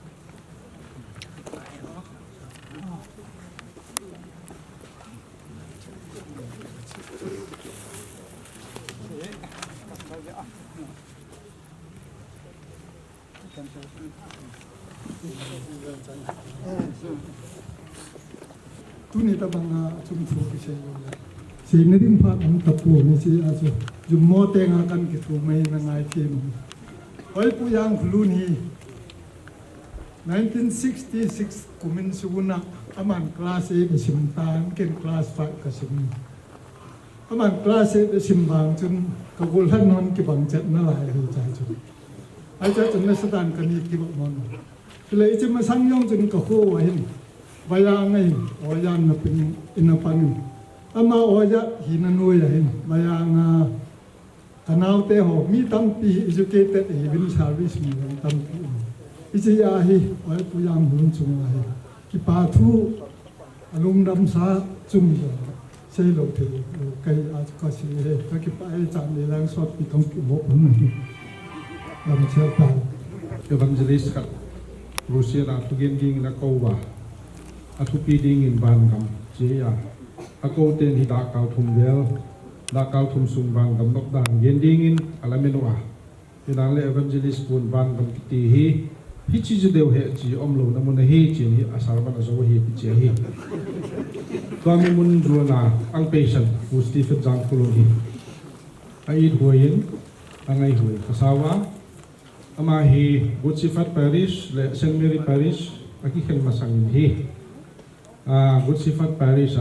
Parish Pastoral Council Parish chung aki bai hom na lien pen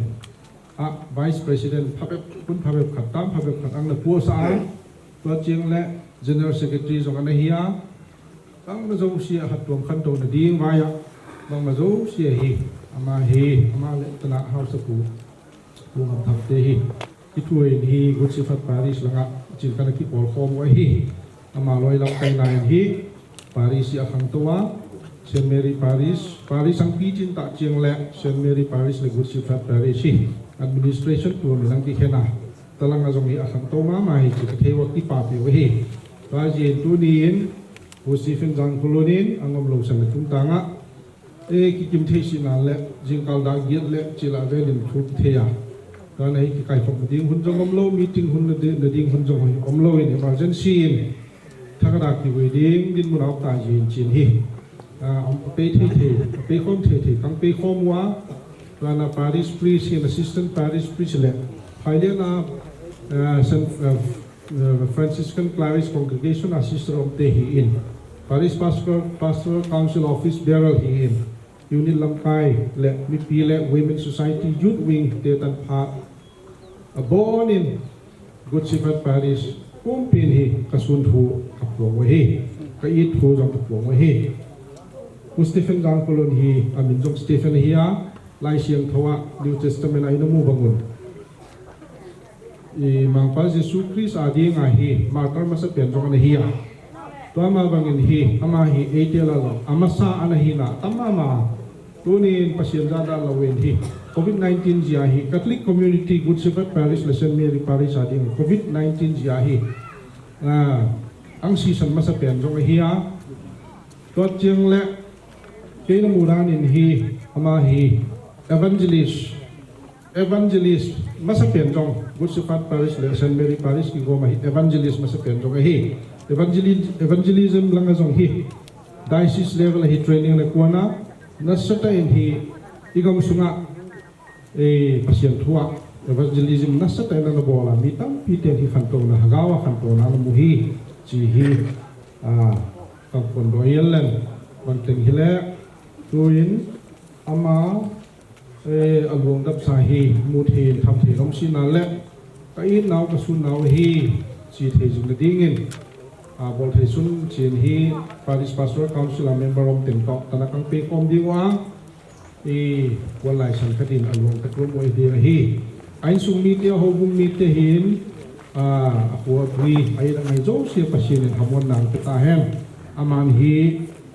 van gama ya ding in thum na nget pi ta hen chin hi kinam na jan pi kaneu hi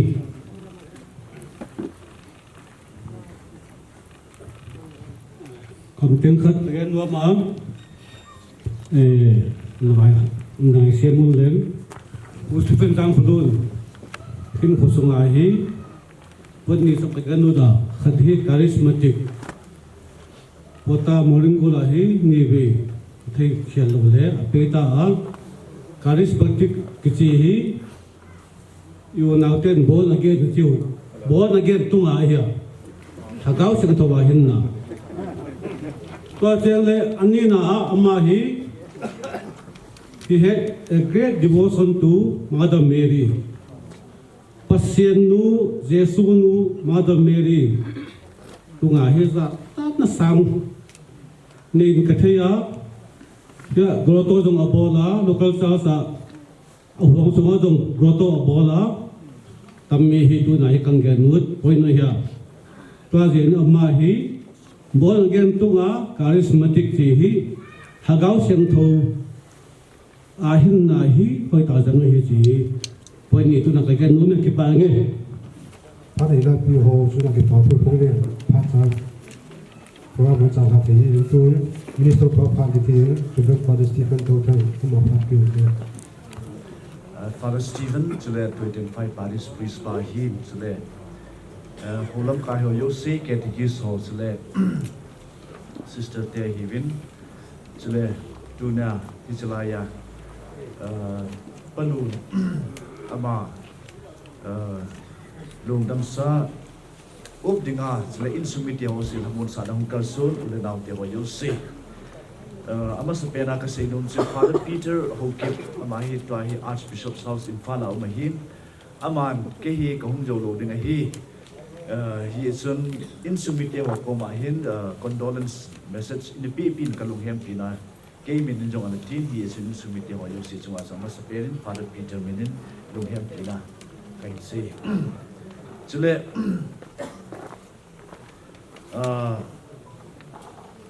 ama sa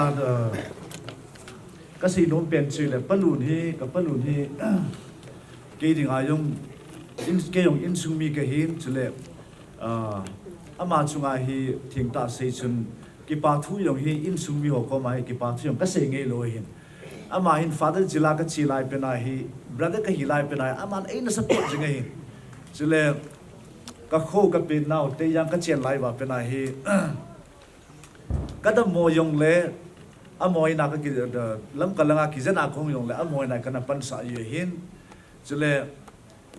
father training ka cha yong hi piritam dai le in khong yong le amoy na he jan kha khong ke pa jai ta he shillong langai lo le dimapur lang ka su ji chule ka palun le kadu la hin amanin bahara i got pi jonen in sum kha sa ki so ya sama hin ho buta hin ajawa an si hoyo sin het su ke yon ama hi pathin lama hat ta hin 1995 masangai hi ama hi pathin yong na het lo hin zu ana do na hi ta zu hin khun non ta mang mi na hin ai la 1995 kumin Imphal ai archdiocese ai retreat khalong kumin ya cha pe na ki sim tha tha chu tila chu agi la gi lo ta he hang ki sim tha tha chu pathina koin fa lo khun om kit ta hi la insumite again the le ye chuna ma he agin lo wa yong le kho aphala yong le a kho khre na hi ta long sin kho chu hin ya chu pathin la ma chu a ha be si chu na khomi te ho yong he apuya hi le anung phalal gan chang he chu lu hang ji ye chu no khusum ho bu mi te ho yong a be da yong mi tam ta me the ma ya chu ama he a ha dan chu dong ta he le fa te ho sa ga yong ha le lai ya chu ka pa chu ma ji ki ya chu Father te yong a be na hi le tu lai kham tha Father te alum kim lo ye bai thik ta si ai chu tu lai kham ta he tham khat free de win jong a kyum je win na ya cha mai orthodox fanatic catholic mo nge ya chu ki sen lang le in ho na ho yong hi I ma cha ki thet be lo hi na ma hen catholic ki ti chu ate phim lo ya ti le ding cha ji ho mi ayu ma se chu a dia de mim ke hi I deny ki cha hi le min jong I za hi na adin ki chi lo wa phe phu ta ba mo hi so adin mun ki chi lo ya chu ama hi a git lo yong ki chi a pha jong le ki chi mi ya chu tu rin palun hi ke ding a jong hi thing tan sen lang hi lang ama hi ka ki chat tho thi me na I na hong yong le ho li man no min I ki ho pi no min so ta ka to yin ni in lang the ama jong a problem mo ke ko ma share jin kin jong it is ka ngai ji na hi ye chu ama hi e ding a I pa te ba ngai jong hi spiritual langai ba na hi le ama om jai ki sun na khat ki ni thing ta se ya chu ke wa hi ji nei chade ke hi pu bin ya chu thaka wa hat in sumi ho chunga je hi a hen ho chunga ki depend lai ถ้าเขาละมาสุกิติแล้วยงคังทักขี้ไรฟาเดอร์ใครขี้วางอาสุยาสุปนุนที่กินยงกำมังฮิลเทปูนอามาฮีอาหัดดันปัจฉิมละมาหัดดันตาสัตละมายงมีโหลดหิงมีปลอดหิงไงหินจะเละถ้าเขาละมายงมิลหิงไงหิยาสุฮิจิมีเหี้ยมยูสิหินไว้มันอาโจทอลูทิวแค่ดีอามาละโจยยี่จนหอยตันกิเป็นอะไรอินสุนัยเวลาเฮเลอามายงอินสุนัยหอยตันดิสพลินในตายอันที่เสียจุยยังยาสุมังบอยเห็นลังจะเละทำบอยเห็นลังเฮลินเห็นลังบอยซีจะเละหอยเดียวอาโมจังยงเฮเวลาเฮเลปุระดิสพลินยังไงยี่สุปัจจุบันนี้มีดิสพลินมีเห็นยาสุกอยมาเฮล้างพังเอาเทโลอาว่าหัดเทโลชอบจุฮีว่าตุนาอโมยังเป็นลักษณะปุระดิสพลินจริงมีมังดีโน attention ยังนะกิโมขินขินโลหุยยาสุปลุนอาจารย์เอวเสียหอยตันอาจารย์เอวหอยตันนะคู่ขายอาบอนจันอามิดโดซาสุเกนอาบอนจันหอยตัน Holy Mary ชายองอาบอนอิน Sacrament อาบอนอินซานซาสุเกนนี่ถ้าเขาละมายองฮีมีปลอดยังไงสุดเลยนุลัมจงฮีมีกำดำอลุงฮาจงเลยกำดำอลุงดำจงเลยกำดำมีทำไมยาฮีอามานีอินสุฮีเบดาฮีเลยอันเดวันดูไหมยาสุอามอสุงอาบังเกฮตะปูอาปามลังอาเป็ดดึงอาสุอดำฮิวนุลัมยันทวนเสียเลยจุยโลอาพมอเตเตเขตอุ้มยันน้ามาอดำดันสุอาสุลังอาบังสุกิโลลังเกฮตะปูเลยเอาบังจะดำดันสุนี่จูอาทูทวานุนทูทูกับปลุนน้องกิขอซาบังอามาทูทูยาสุตุนาเฮกันบานเซโรอิติกีมีมองละครับโลยตายยาสุนาเยซูปลุนโลดากิเซโรไว้ตากิเซโรยาสุกิปาวมินาลังคราเซนปัจฉินฮิตบังมีปาอันเสียมาเอโออินสุงานเสียมีกิปาวมามันแกยองไอตีโคโคเจงแกยองเฮฟาเดอร์จิลากะชีวังอ่ะบังกาลนุงเทดิเฮกันนักกุนเจอามาเฮนันลุงนมโลเวยาสุอิมุปบวยไหลตีโค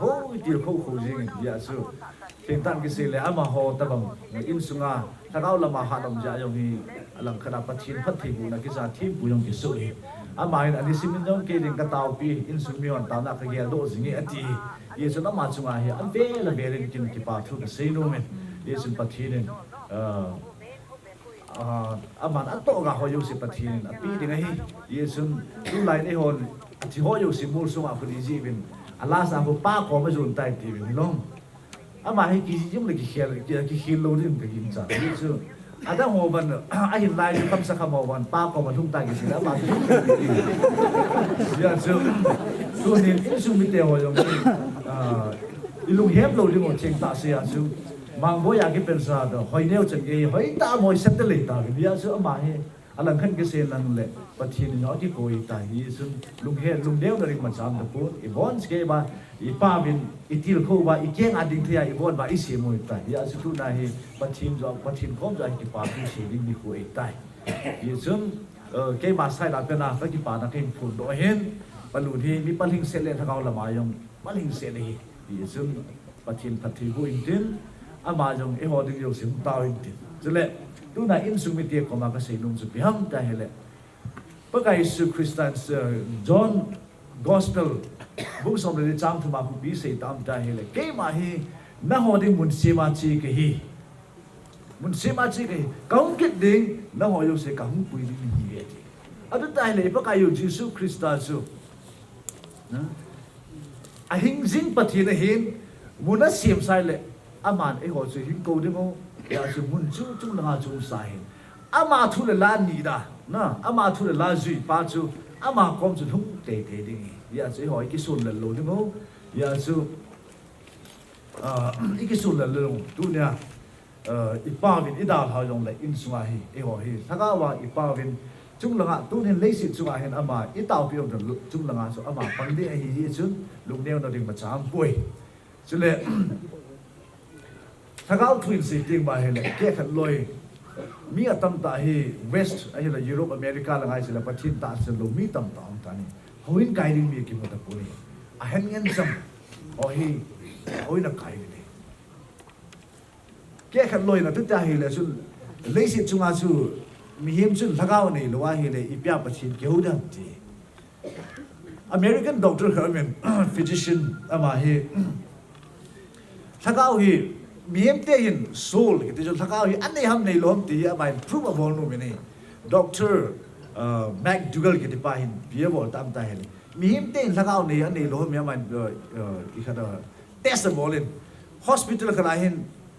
achom cha adam mo mi gu bi atheng doen athi kun basang chun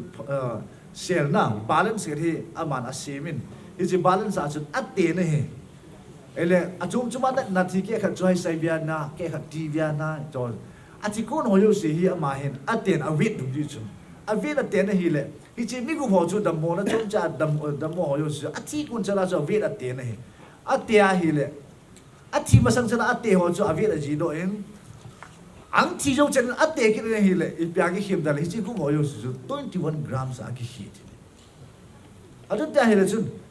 Agi hin ho ju 21 grams hela ama conclusion ju ama research conclusion ju biham ta hele miem ju si hi athi basanga ju athi je wa hi gram som ni lakra ki hya hele ama hin alanga ju apo do tingai la ata sa ju ipiritam ta le da jang hi oi ya ju a win ju gram som ni lek kharin azang hi wi tini ya ju 21 gram theory the theory of the soul like tini adu ta le ji pa sei du ya ju biham ta hele Eho miem te hin 21 gram thakau ki po iso no ya si thakau chu chung lo kal ri ya chu amang chu ki le hi chi proof na ring chun ui cha yong hi pi ki ta athi ma sangin we da ui cha sob la nga hi athi ma sangin a wit ki athi ye wa te ki dai a ki hi po ti ni adu dai le chu miem te hin 21 gram thakau I po we ti chu proof ka dei ya chu ka sei nom chu biam ta he le hin miem te hin thakau ni Yes, sagau mai le sun pathin u mai.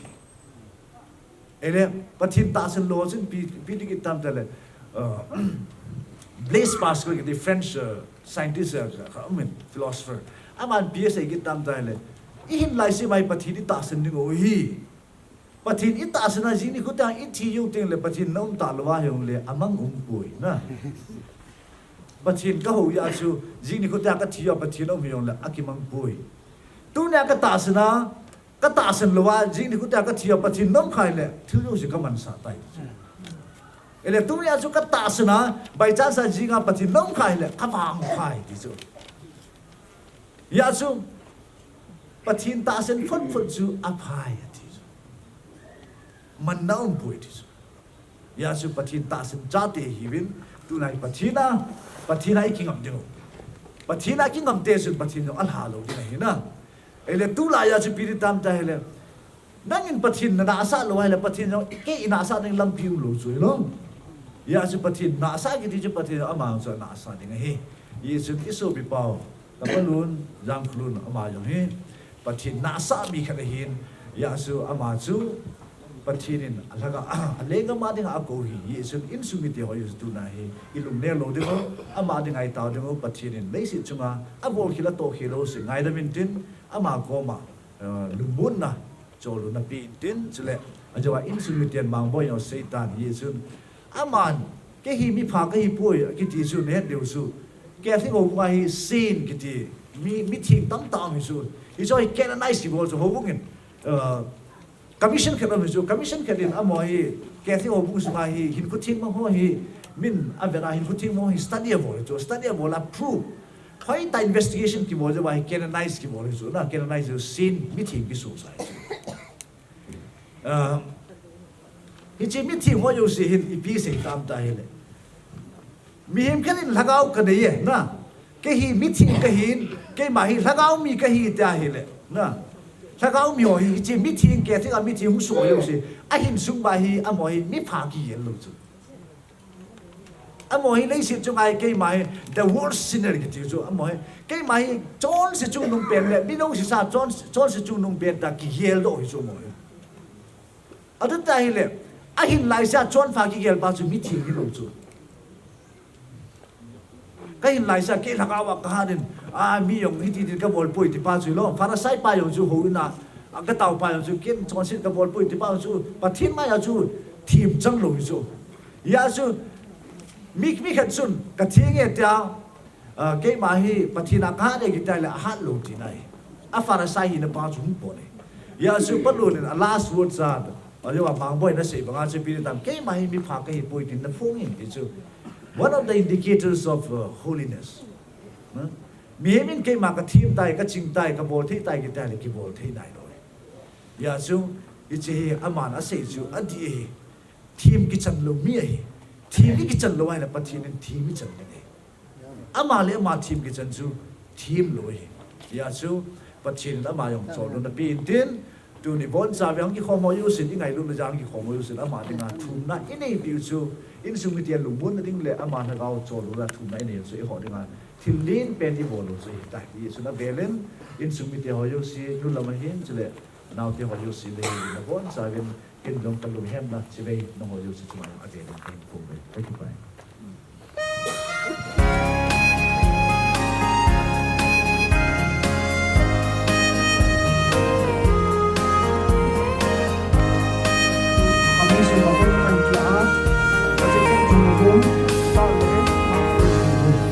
Hi lei se gen thei na gam a hin no na gam le ngai te le na ka ngai ngai se o ka paka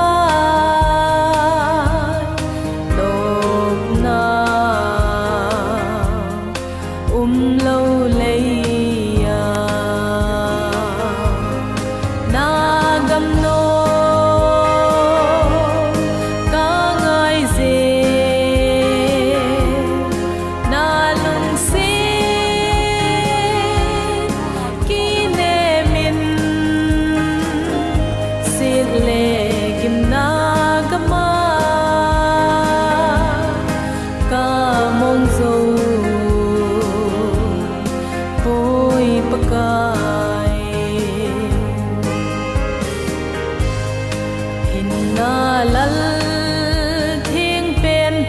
Kai Krista nei thamo nin na thi san chun na thu te hin ding ka nga e so cha na hin kem lo na gam no ka ngai ze na lung se ki ne min se le gim na gama ka mong zo poi pakai naga la gam nom ka ngai chu pa kai sim gam nom chu a hi hin na thing phung lim noi ya chun ni sa va sung ngai lo na gam no ka ngai ze na lung se ki ne min se le kim na gama ka mong zo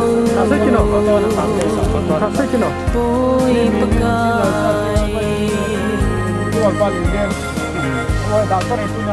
tin nam tin pakai leng ho le cham na le lung ol na gam ma nei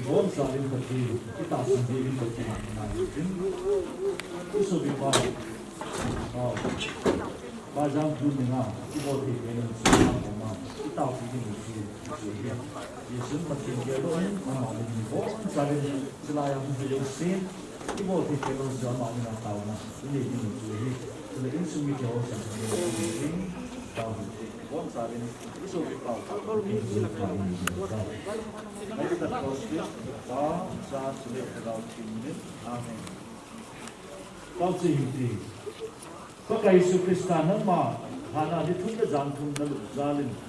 Nata semua pandu sila sukegi. Ata asal suki buidam zamle nang ma tanga atau kip di ukilem kehibe. Pakai nang ma thoki dale himnan hi.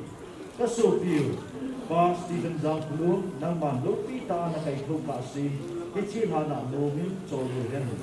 Jadi nang ma atun so na chen na gam kuwa su pakai kasupiu hi musain. Amen.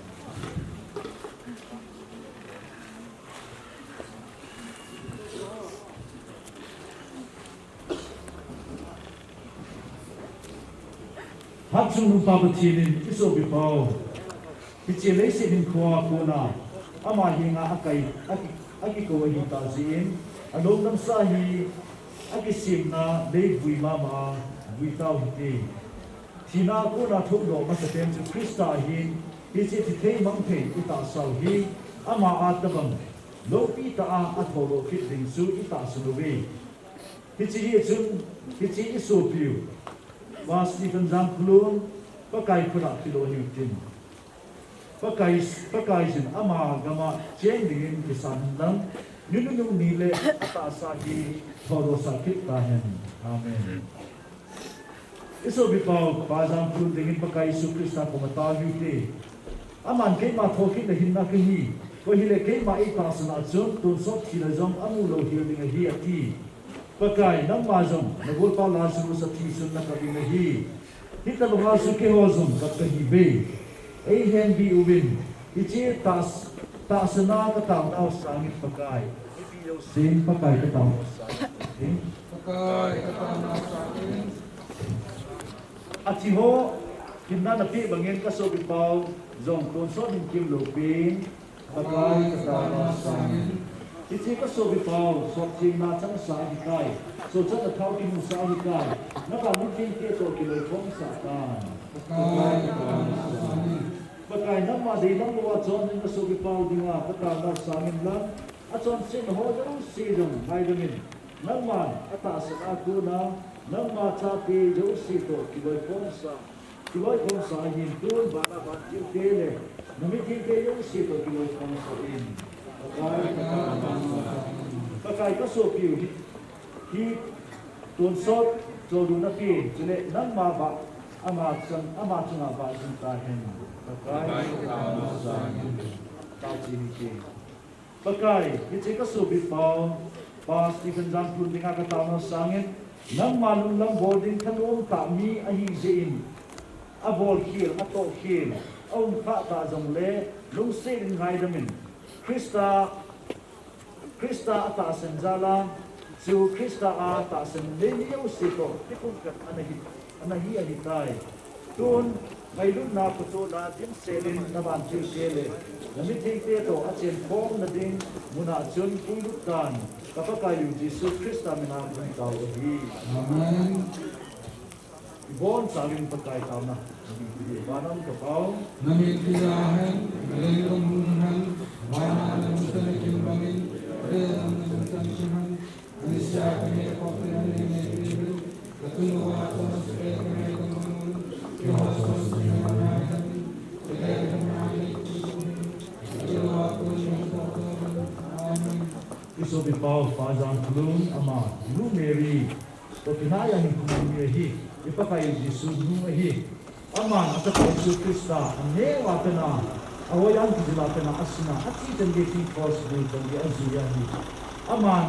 aca pangai ta tunai kau padang lundong aca ngai ta gisima ahim laya padang lun anu Mary halu hila ama ko matau na anei singa pakai sumu hiti jana len ta na pi jana hitlai groko na bole hi Yesus amanun tunin aca ngai ta an kisan dan aca pai Yesus Krista ko matu jadi ni lu geri ba ko na pai Jai Maryam, Yusin Nabi Rasam, Melam Puma, Maya Yesus, Peti Maryam apa saat sudah kau tinggal selalu pizingan?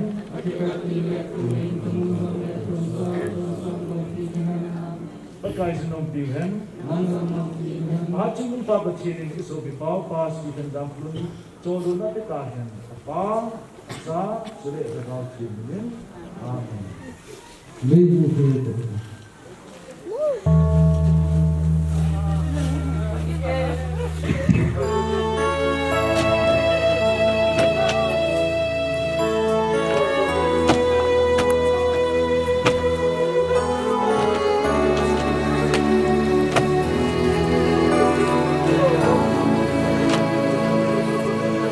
San lung sin sayon indan sunga pakai zin ati san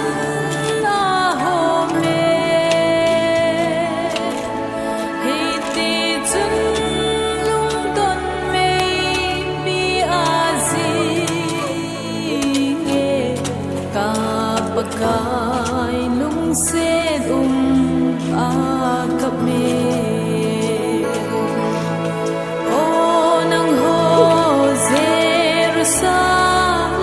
mi te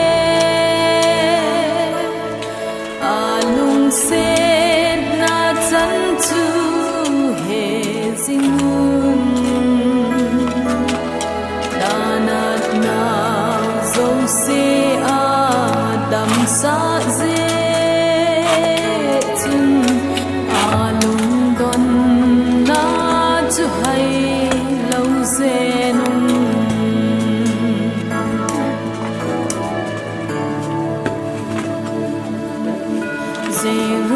Jerusalem kulpi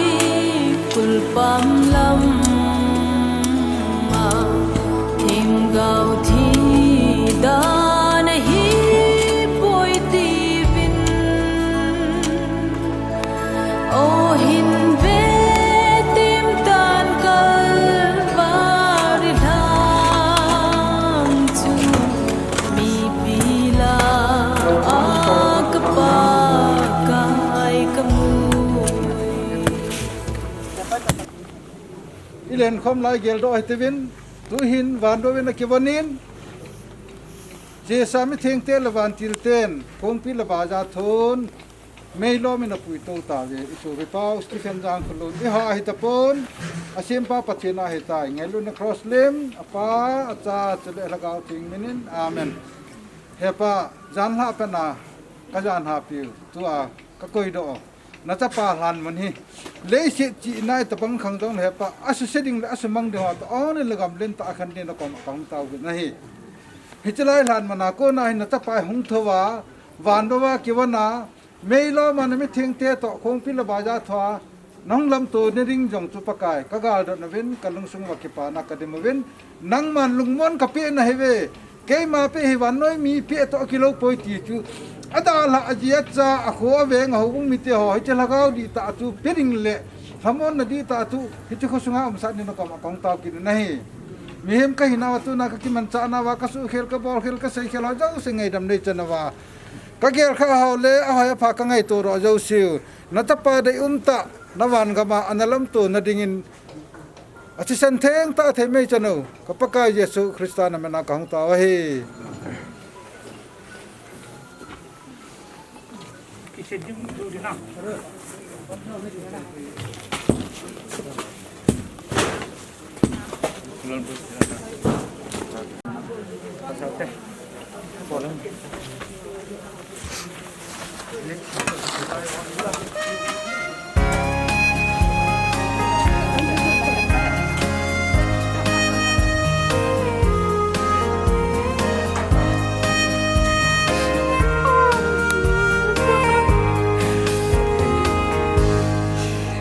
lei se gen thei na gam a hin nom na gam le ngai te le na ka ngai ngei se o ka paka nom na lâu lấy na gam no ca ngài dê na lung se ki ne min sit le kim na gama ca mong zo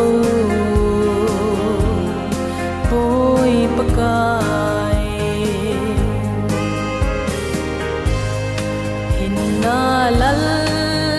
thing pen pakai Krista nei thamo nin na thi san chun na thu te bhin ding ka nga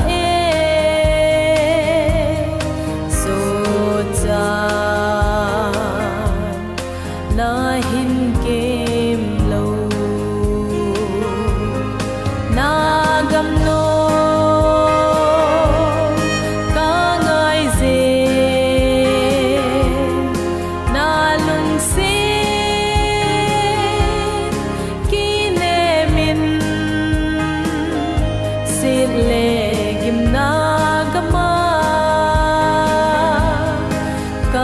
mong dâu